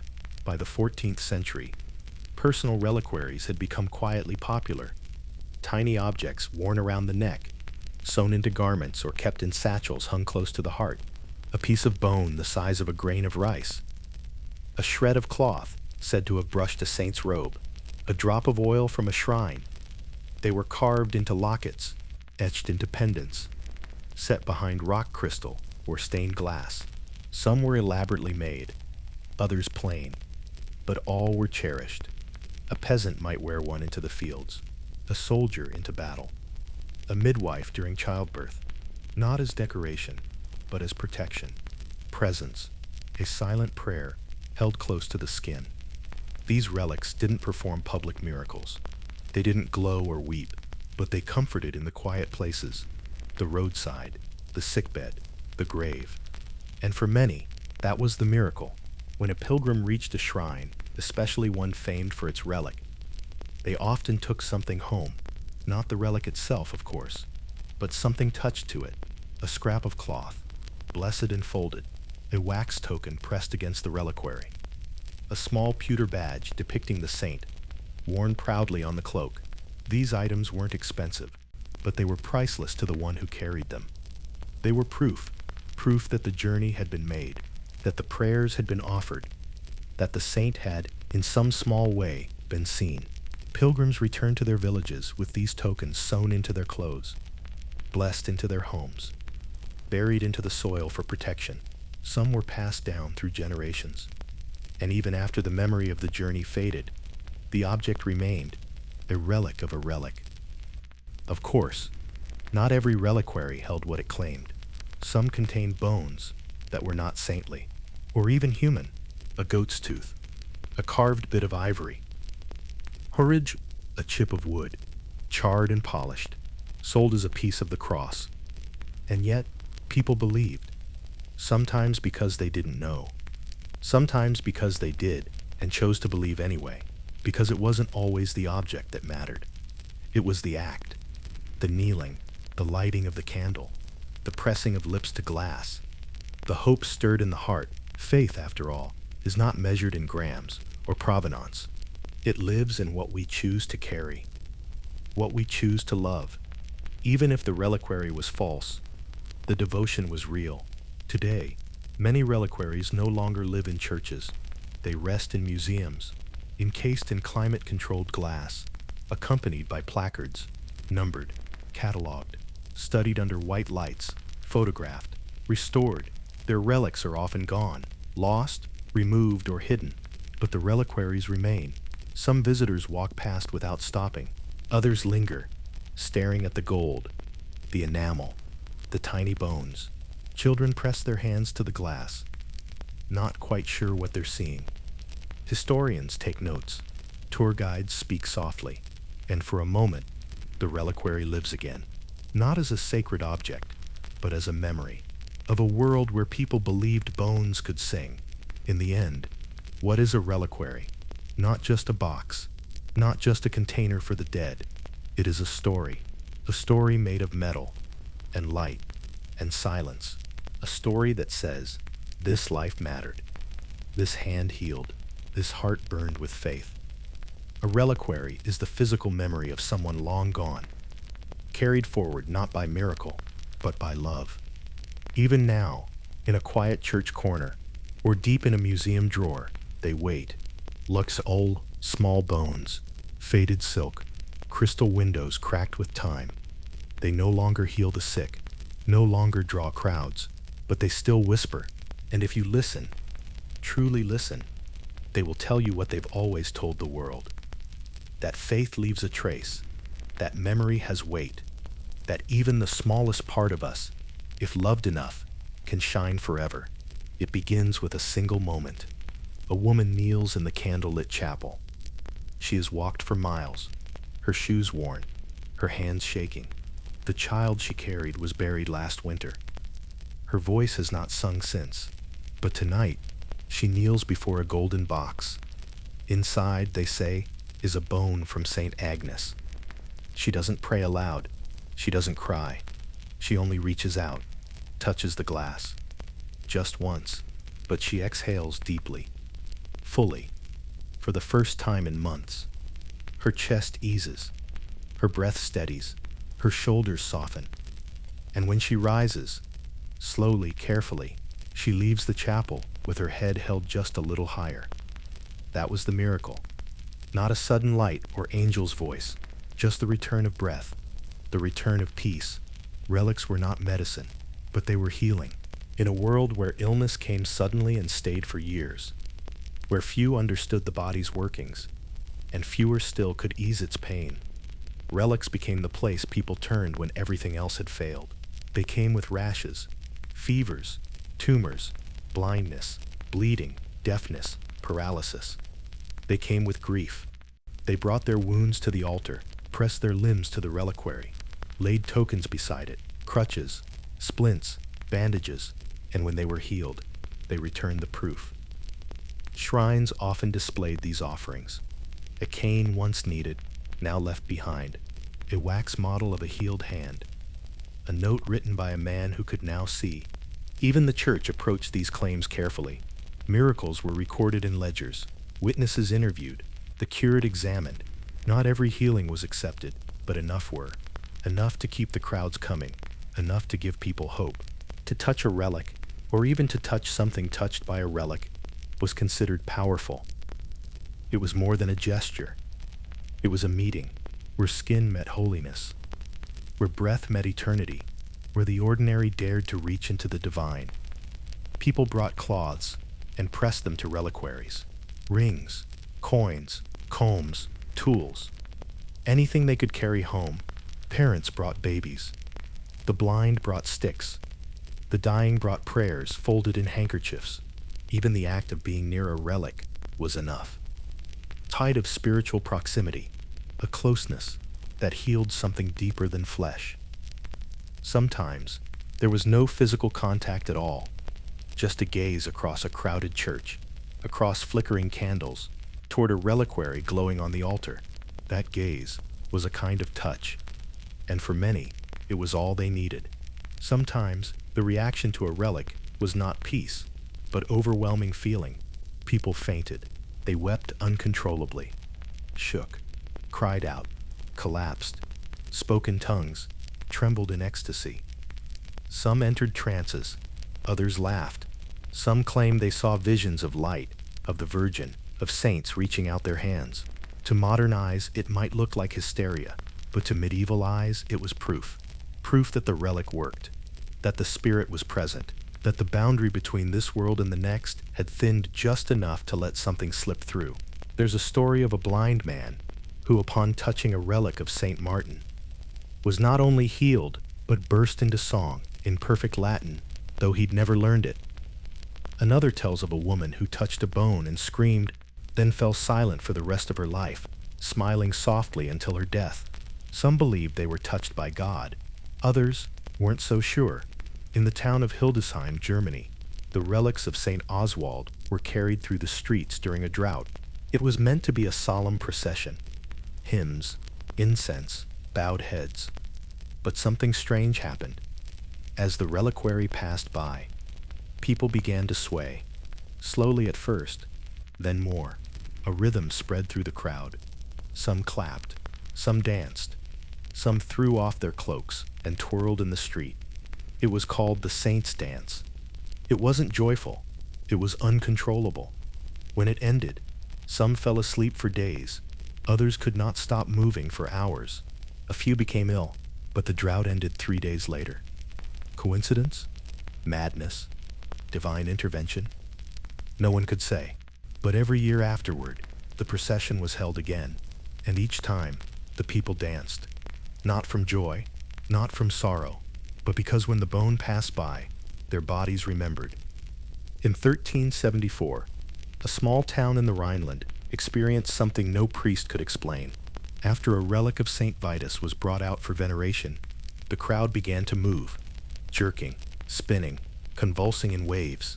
It began with just one or two, then dozens, then hundreds. They called it dancing mania. Some laughed, others wept, some collapsed, foaming at the mouth. Entire families were caught in the rhythm, unable to stop. Clergy brought out more relics, hoping they would calm the afflicted. Instead, the movement intensified. This was not joy, it was compulsion. Eventually, the episode faded, but the memory didn't. Over the next century, similar outbreaks spread through Europe, often near churches, often after processions, always near relics. Some blamed the relics, others said the saints were angry, others still claimed it was possession, or punishment, or mass suggestion. But no one doubted the relics were involved, because whatever power they held, it wasn't always peace. Sometimes it overwhelmed. Relics were not just for churches. They came into homes, into kitchens, into birth rooms, especially during childbirth. Midwives often kept tiny reliquaries nearby, fingers of female saints, threads from a veil, holy oil touched to a bone. These were placed under pillows, hung above beds, clutched in shaking hands. The relics didn't promise safety, but they offered presence, in a time when childbirth could mean death for mother or child, or both. Relics brought something deeper than medicine. They brought the feeling of protection, of not being alone. Some relics became known for their aid during labor. St. Margaret's tooth, St. Bridget's bone, the veil of St. Mary, and if the child survived, some parents named them after the saint, a way of remembering, a way of saying, you were here, you helped, even if only by easing a prayer. Miracles weren't the same for everyone. Many relics seemed to respond differently. To the person, the plea, the pain. There were relics famous for restoring fertility, easing menstrual pain, protecting virginity. These were visited mostly by women, quietly, tenderly, with prayers few others understood. Saint Agnes, Saint Catherine, Saint Clare, their bones drew long lines of women, often bearing shame, grief, or hope. A woman unable to conceive might sleep beside the relic for 3 nights. A young girl, fearful of marriage, might press her rosary to a reliquary shaped like a hand. A widow might sit in the chapel for hours, saying nothing, just breathing near a saint who once wept as she had. The church, built largely by men, could not always explain these visits, but they allowed them, because the miracles kept coming. And not all healing comes with light and trumpets. Some comes with silence and breath. Some relics didn't just receive emotion, they gave it back. There are tales of relics that wept, small drops of oil appearing on glass, bones that bled on feast days, veils that smelled suddenly of roses, statues that moved, even if only slightly, nails that warmed to the touch. Skeptics scoffed. Some claimed it was tricks of humidity, temperature, incense. But the faithful believed. These weren't just remnants of the dead. They were alive, in some mysterious way, able to feel the world, able to respond to the people who prayed to them. When a war broke out, one relic was said to emit the scent of blood. When a pope died, another wept oil for 9 days. When a village suffered plague, a reliquary grew too heavy to carry, until the sickness lifted. To many, these weren't coincidences. They were proof that the saints were watching, that the relics remembered. In the Middle Ages, miracles weren't just judged by what they did, but by what they felt like. A healing wasn't official until the tears came. A vision wasn't believed unless the witness trembled. If someone touched a relic and wept for hours, it was a sign, a good one. Emotion was not just personal, it was communal, public, ritual. Some towns had designated miracle watchers, clergy, who recorded not just what happened, but how it made people feel. Whether the crying began before or after the relic was touched, whether there was silence or shouting or visions, the more powerful the relic, the more intense the reaction. And so people leaned into it. They let themselves feel, deeply, fully, not because they were weak, but because they believed feeling was a doorway. And sometimes, the miracle wasn't in the bone, it was in the tears it called forth. There is an old story, whispered from cloister to cloister, of a pilgrim who traveled alone to visit the relic of a martyr. We don't know his name, only that when he arrived, he did not kneel right away. He stood at a distance, watched the reliquary glowing in candlelight. For 3 nights, he came and said nothing, simply looked, and on the 4th day, he wept. Not from sorrow, not from desperation, but from love. He said he felt as if he knew the saint, not as a holy figure, but as a person. He spoke to the relic softly, as one might speak to a friend. He told stories, brought small gifts, sat for hours beside the altar. Eventually, he left. No miracle, no healing, just a heart filled in a way it never had been before. And perhaps that was the miracle. To be seen, to be known, even by the dead. Some relics were choosy. They responded to the desperate, the forgotten, the grieving, but not to everyone. There's a record of a wealthy merchant who donated a heavy silver lamp to a shrine, expecting a cure for his ailments. He touched the relic, knelt, waited, nothing. The same week, a beggar arrived, barefoot, coughing, filthy. He was not allowed inside at first, but when he finally knelt near the relic, he was said to be cured overnight. The priests took note. Stories spread that this saint, whoever he once was, only healed the poor, that he had no interest in gold or fine linen, that he listened to hunger, not status.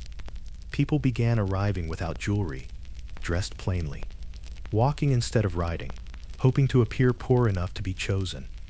And the relic? It simply stayed still, as if it always knew the difference. In some towns, relics didn't wait to be visited. They called. There were stories of people who dreamed of a saint's voice, who saw a vision, pointing to a chapel they'd never heard of. One woman said her rosary grew warm in her hands until she turned down a side road and found herself standing before a shrine she'd never known existed. Some monks believed this was evidence that relics had will, that they could choose who to heal, who to summon, who to love. There's a tale of a mute girl who wandered into a cathedral, drawn by music no one else could hear. She sat before the relic of Saint Cecilia for hours, and when her mother came to retrieve her, the girl was singing. The priest wept, the mother fainted, and the relic? Silent, but somehow still singing. Not every healing meant the body was restored. Sometimes the miracle was acceptance. A blind man knelt before a relic of Saint Lucy. He prayed for sight, cried, waited. Nothing changed, but he returned the next day, and the next, until finally he stood before the reliquary, bowed deeply, and said only, "Thank you," not because he could see, but because he had let go. Relics didn't always remove the pain, but they offered something just as rare, the strength to carry it. There are stories of lepers who kissed glass with shaking hands, of widows who left with a steadier breath, of soldiers who knelt in full armor, weeping, not to be saved, but to be seen, and that too was a kind of miracle. To walk away, still broken, but no longer alone. In the end, the most powerful relics may not have been the ones that wept or bled or glowed in the dark, but the ones that simply stayed, silent, still, steady as time. People came to them, not for spectacle, but for quiet, for the stillness beneath the chaos, for the kind of presence that doesn't speak, but listens. These relics didn't promise change. They promised understanding. A single bone, unmoving, yet welcoming. 1,000 kinds of pain. A glass case that held nothing more than a fragment, yet felt like a friend. Some pilgrims never touched the relic. They just sat, and slowly, breath by breath, their grief softened, their shoulders eased, their prayer became a whisper, and that whisper was enough. He had taken lives, a dozen, perhaps more. A soldier under a king, known for his sword more than his prayers. His name was lost to war, but his relics remained. How? Because near the end of his life he changed. He left the battlefield, gave his land to the poor, entered a monastery. He died in silence, with calloused hands and a fevered brow, whispering psalms with his last breath. And after he died, his bones were kept, venerated, believed to perform miracles. But not everyone agreed.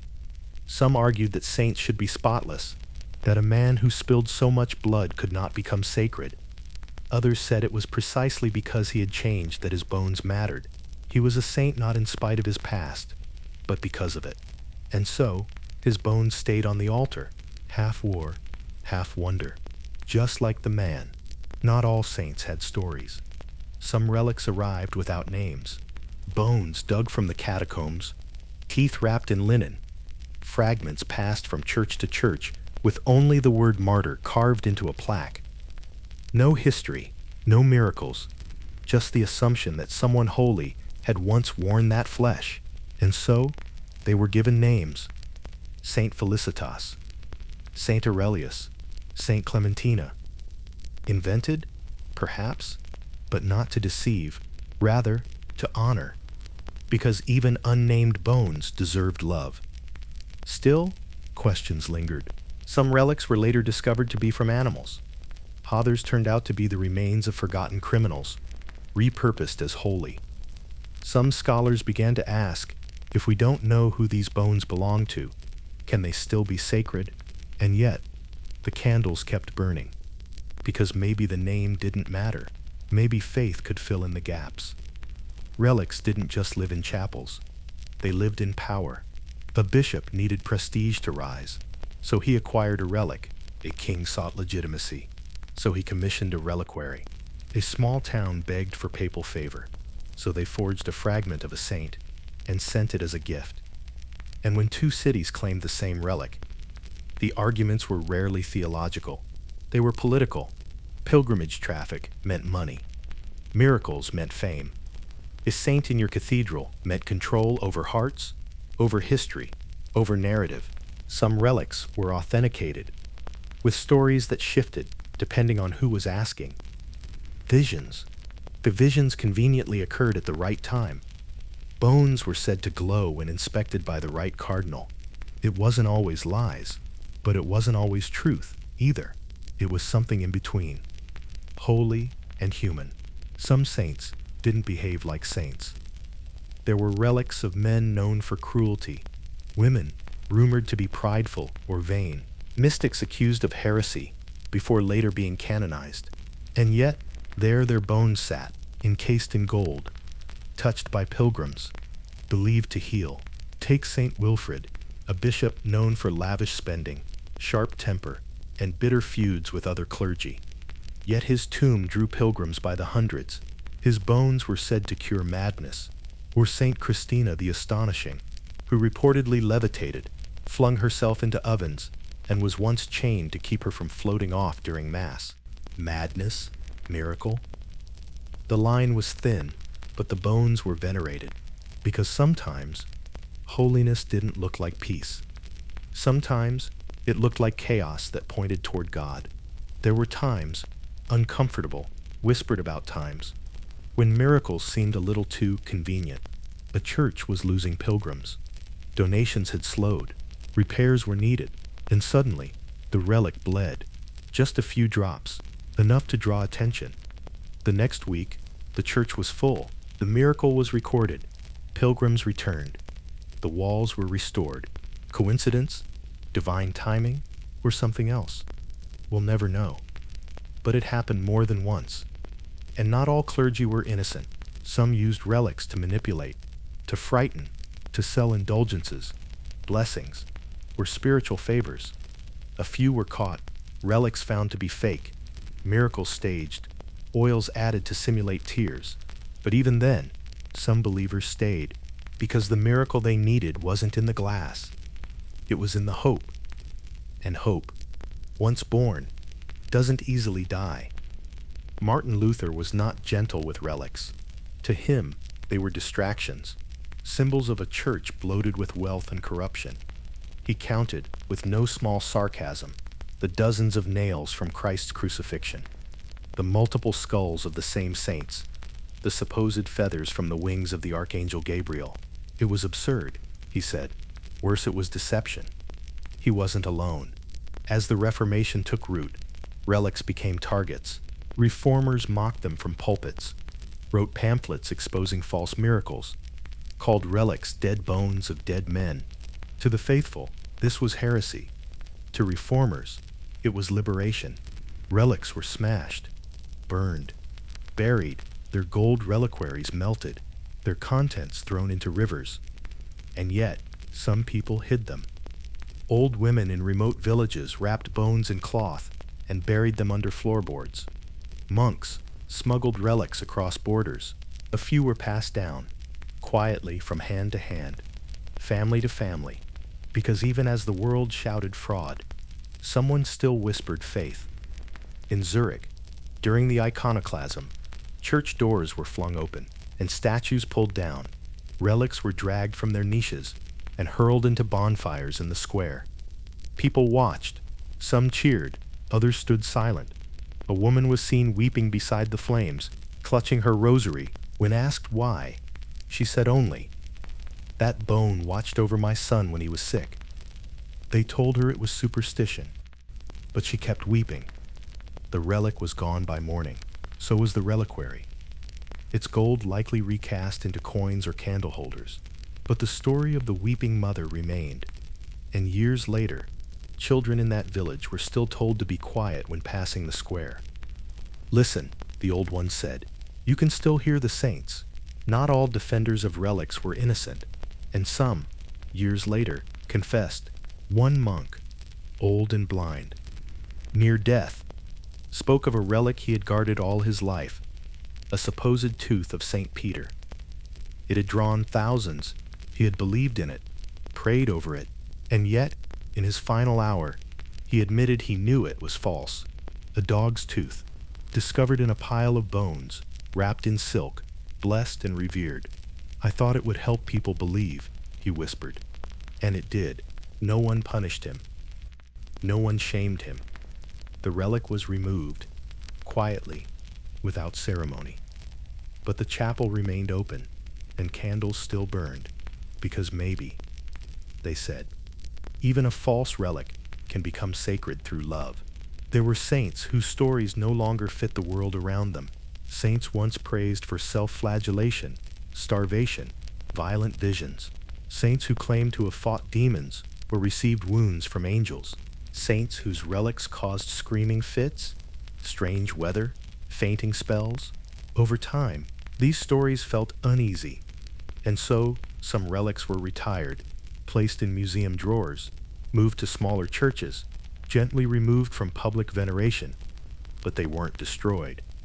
Because even if their stories no longer fit the age, there was still something sacred in the memory, the prayers once spoken beside them, the pilgrims who walked for weeks, the candles lit in snow. The church moved forward, but it didn't forget, and neither did the bones. There is one story, never verified, but often told, of a relic that refused to stay buried. It had belonged to a saint whose life had been controversial. His miracles were suspect. His name eventually struck from feast days, his bones buried in a quiet plot outside the cloister. Years later, after a storm, the ground shifted, a tree fell, and the relic was unearthed. The friars reburied it. It surfaced again. 3 times this happened. Finally, they placed the bone in a box and sealed it inside the chapel wall. No plaque, no ceremony. But every spring, that wall grew warm. Visitors sometimes paused there without knowing why. A child once said she heard singing. A stray candle placed beneath it never went out. No one could explain it, but no one moved the relic again. Some bones simply don't want to be forgotten. There was a convent once, somewhere in the hills of central Spain, during the years of turmoil, war, reform, revolution. The nuns were ordered to surrender their relics. One relic in particular had been with them for centuries. A lock of St. Teresa's hair, wrapped in a violet ribbon, kept in a tiny cedar box. They could not bear to lose it. So one night, beneath a halo of lamplight, they built a false wall. Brick by brick, they sealed the relic into the chapel's foundation, behind a statue of the Virgin. No one knew. The years passed. The convent closed. The building sold. The wall stood. And then, 100 years later, a storm cracked the chapel roof. Repairs began. The wall was broken open, and the box was found, still wrapped, still scented faintly of herbs, still nestled in the cedar, untouched. The new caretakers didn't know what it was at first, but the women of the town came to see it. And some wept, because even without a name, they recognized something holy. Museums are full of things we forget we have. Drawers labeled in Latin, boxes sealed for decades, shelves of artifacts collected long ago, cataloged and stored, waiting for someone to look again. In one such place, a dusty archive beneath a monastery in Belgium, researchers sorting through textile relics found something odd.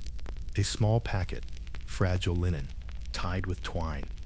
Inside, a piece of bone, smaller than a knuckle, wrapped in gold thread embroidery with the faint initials SC.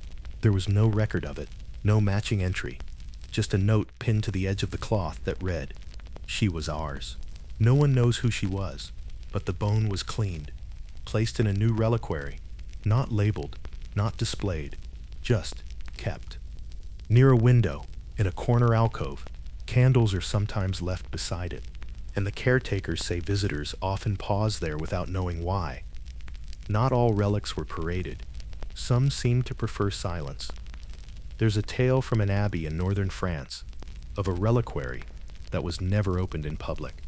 Not once. Not even on feast days. No one even knew what was inside.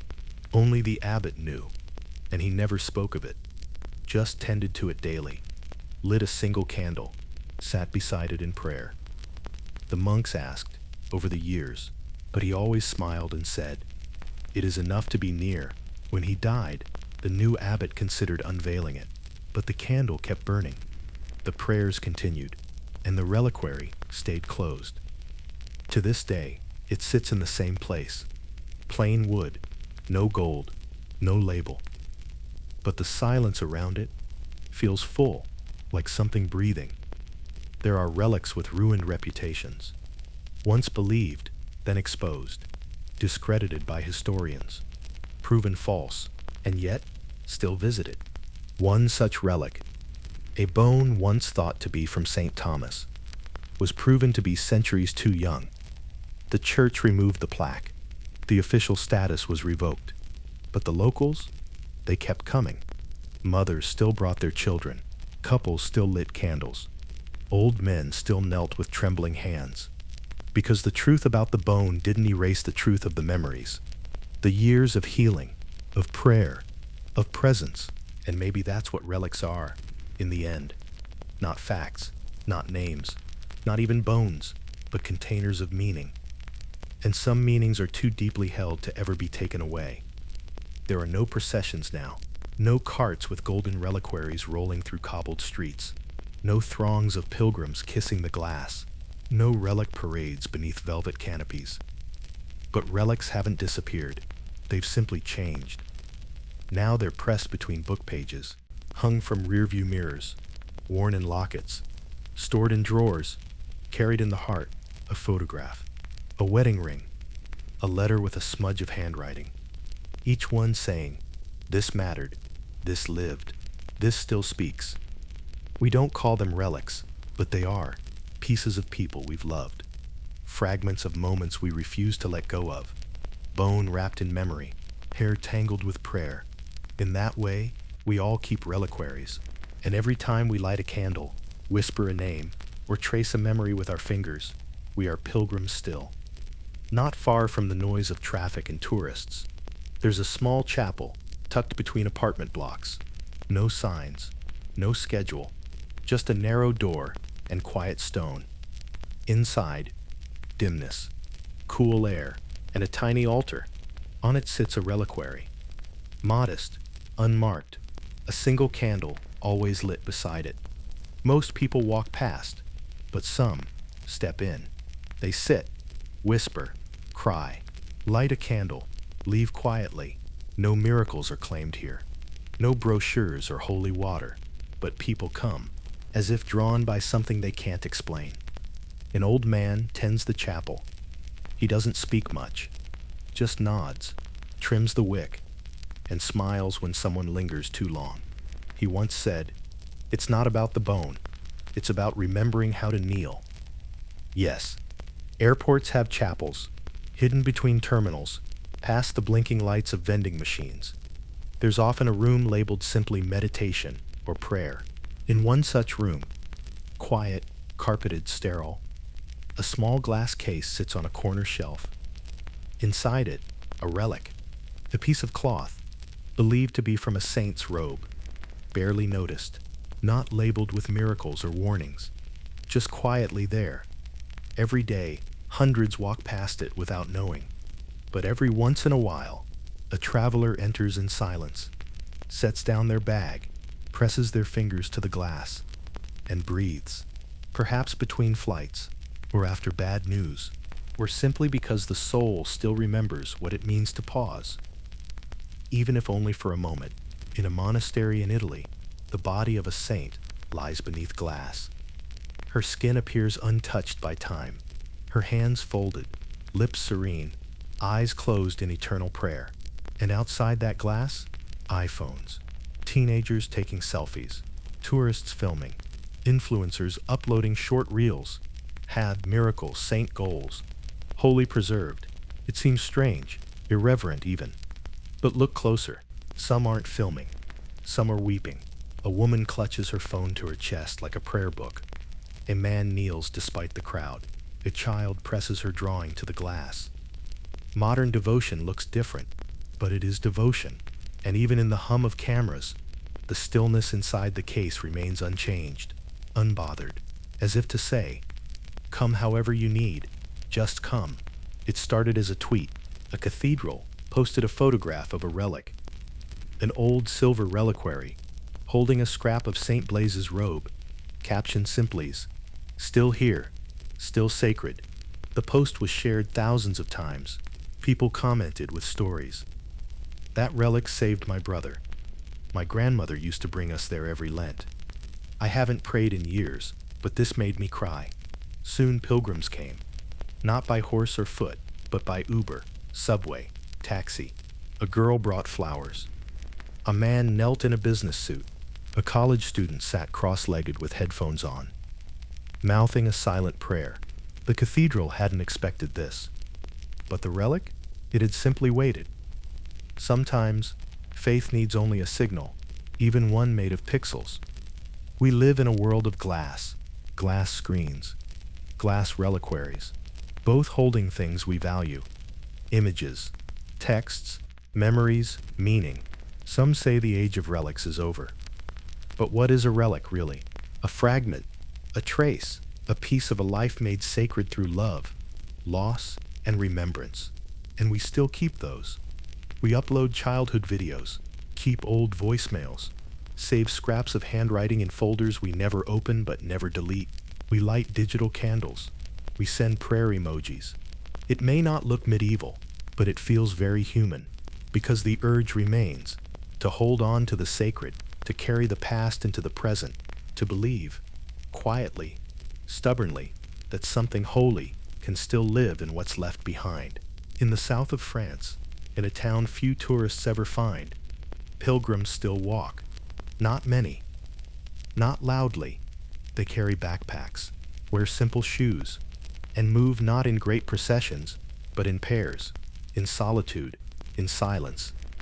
They come for one reason: to see the heart of a saint, preserved, guarded in a chapel that smells of incense and stone. The chapel does not advertise. The road there is winding, narrow, lined with thorns and fig trees. And yet, they come, some by train, then foot. Others hitch rides. One man once walked from Belgium, carrying only water and a letter. When he arrived, he didn't speak. He knelt, laid the letter by the reliquary, and wept. That night, he stayed in the field outside the chapel, watching the stars. He said it was the first time in 20 years he slept without fear. It's not all belief. Some walk into relic chapels and feel nothing. No tremor, no whisper, no awe, just a glass case with old bones, and a plaque that reads, "Here lies Saint X, who died for his faith." One woman, a journalist, visited relics across Europe for a story. She described the experience as cold, clinical, like museum exhibits with better lighting. But at the final chapel, in a mountain town she barely found on the map, something shifted. It wasn't the relic that moved her. It was a woman beside her, elderly, hands trembling, who touched the glass, closed her eyes, and whispered, "Thank you for still being here." The journalist didn't write about the relics. She wrote about that woman. Because sometimes, faith isn't in the thing, it's in the person next to you. It sounds strange, but it happened. At a pop culture convention in California, a Franciscan friar was invited to speak on modern storytelling and ancient symbols. He brought a relic with him, small, in a gold case, a fragment of St. Clair's veil. He placed it beside his table, unsure if anyone would care. But they came, not to mock, not out of irony, but with curiosity. Gamers, cosplayers, artists. A girl with purple hair and a jacket covered in patches asked, "Can I just sit near it?" He nodded. She stayed for an hour. When she left, she said, "I don't know what that was, but it felt safe." The friar said he'd never felt more hopeful. Because maybe, he thought, the sacred still surprises us, especially when we stop expecting it. Most relics are ancient, but some are new. In a small hospice chapel, a woman known for decades of service to the poor lies buried beneath the altar. Her letters are still being studied for sainthood, and on her grave there's a worn rosary, not behind glass, not guarded, just laid there by someone who believed. It keeps disappearing. Not because it's stolen, but because people take it with them when they need comfort, then return it weeks later. Sometimes it's returned with new beads added. Sometimes it comes back repaired with string and tape. But it always comes back. And one day it said, when the church officially names her a saint, they'll encase the rosary in gold. But for now, it lives as she did, passed from hand to hand, held in pain, loved in silence. Here's something no one says aloud. One day, your handwriting may be holy to someone. A scarf you wore, a note you left, a lock of your hair, tucked in a drawer. Not because you were famous, not because you were perfect, but because someone loved you, because you changed someone's life. In that sense, we are all becoming relics, living ones, breathing pieces of meaning in a world starving for connection. And one day, Someone may light a candle for you, whisper your name beside a photograph, tell your story in a trembling voice, not to worship, but to remember, to hold the sacred in the spaces you once filled. And that, too, is devotion. Look closely at a relic. It's often small, a splinter of femur, a bit of cloth, a darkened vial of what is said to be blood. It is not impressive. It may even seem unsettling. But stay longer. Let your gaze soften. Soon the relic becomes something else. A window, a mirror, a weight you feel not in your hands, but in your chest. Because it's not just a body part. It's a memory of life, of pain endured, prayers whispered, love carried, ached for, given. And when we look at it, really look, we see ourselves, not as we are now, rushing and weary, but as we could be, faithful, enduring, remembered, in bone. We remember we are more than flesh. In the Gospels, Thomas needed to touch, not to doubt, but to know. And ever since, people have touched what others leave behind to make sense of their faith. A relic is not magic. It's not proof of God, but it feels like proof of something. That someone lived, that they suffered, that they mattered. We touch a rosary because it belonged to someone we loved. We hold a book because their fingerprints might still be there. It's not about the object. It's about not forgetting. Touch is the language of memory, of reverence, of connection. And when we touch something holy, we are trying quietly to say, "You're still real to me." Everyone has one. A drawer, a box, a corner. Inside, a watch that no longer ticks, a postcard, a ribbon, a button, a photo, sun-faded and soft. No one else would care about these things. But to us, they are sacred. Not in the way cathedrals are sacred, but in the way a heartbeat is. Relics don't have to be ancient, or blessed, or placed behind glass. Some of the holiest things we own are hidden in our own homes. And sometimes, late at night, we open that drawer, not to feel sad, but to feel close. To remember that what we loved still has weight, still has shape, still waits for us to hold it, if only for a moment. It seems strange to build a golden case for a piece of someone's skull, to carry it on velvet, to chant beside it, to cry. But that's what people have done, across centuries and continents. We didn't do it because we thought the bone would save us. We did it because love demands ritual. We built beauty around the broken. We gave permanence to the fragile. We said, "This is worth keeping." And in a world where everything fades, that declaration matters. Gold doesn't make the bone holy. The bone makes the gold necessary. We don't want to forget. That's it. That's the entire reason relics exist. Because memory fades. Because voices vanish. Because names are lost. Because no one wants to be the last one who remembers. Relics are our defiance against the silence. They say, "Not yet, not this, not them." We place them in boxes. We pass them down. We light candles and tell stories. Even when we're not sure we believe anymore. Even when we feel foolish. Because some part of us still hopes that love leaves residue, that presence leaves trace, that something, anything, might remain. There is a cassette tape. It sits in a shoebox, on a dusty shelf. Its label faded. On it, the voice of someone long gone, reading bedtime stories, laughing halfway through a sentence, saying a name. No one listens to it often.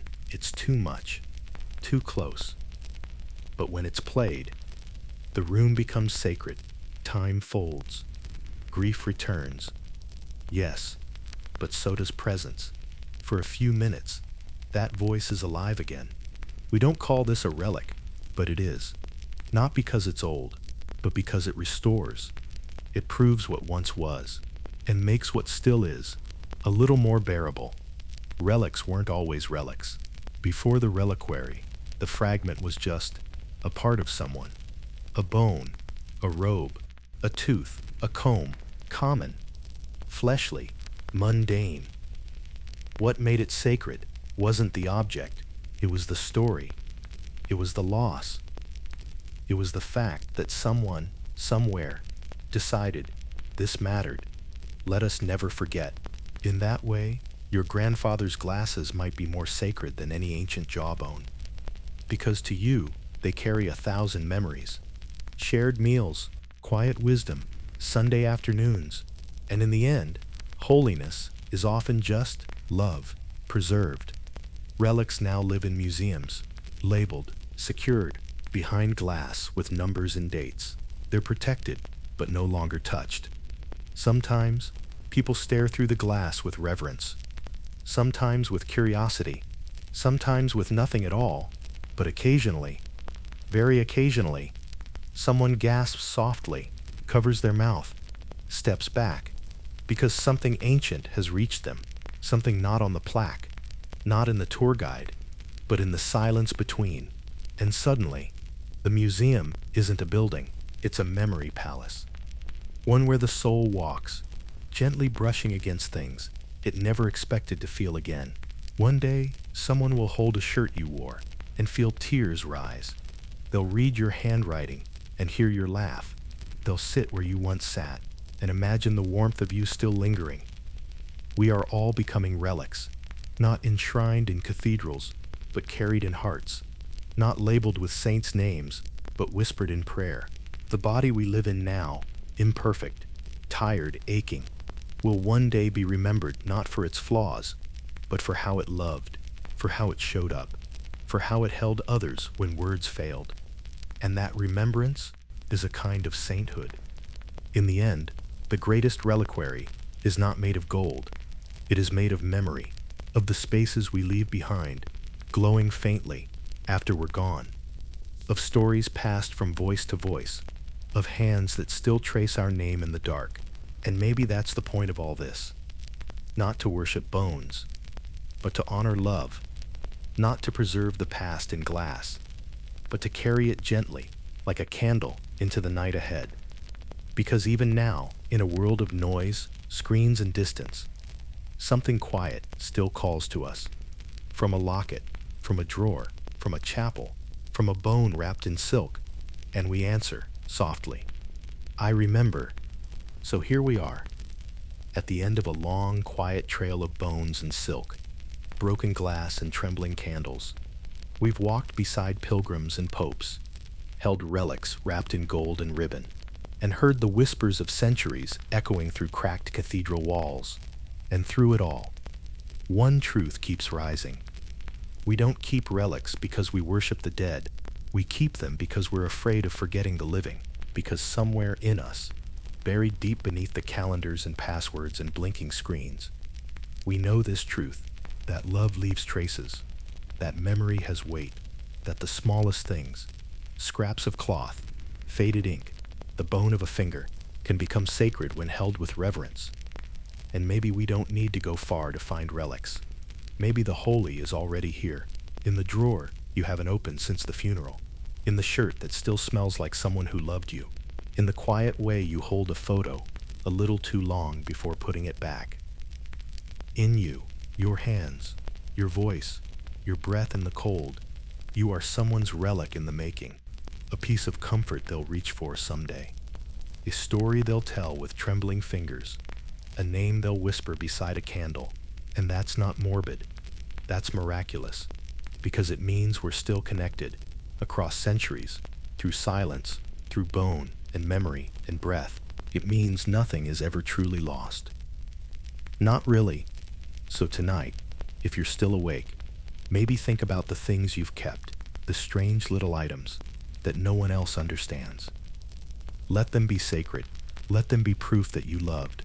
And as you drift into sleep, remember, the heart is the greatest reliquary, and in it, if we're quiet enough, we can still hear them calling, I was here, you were loved, and something of me remains. Let the candle burn a while longer. You are not alone. Good night.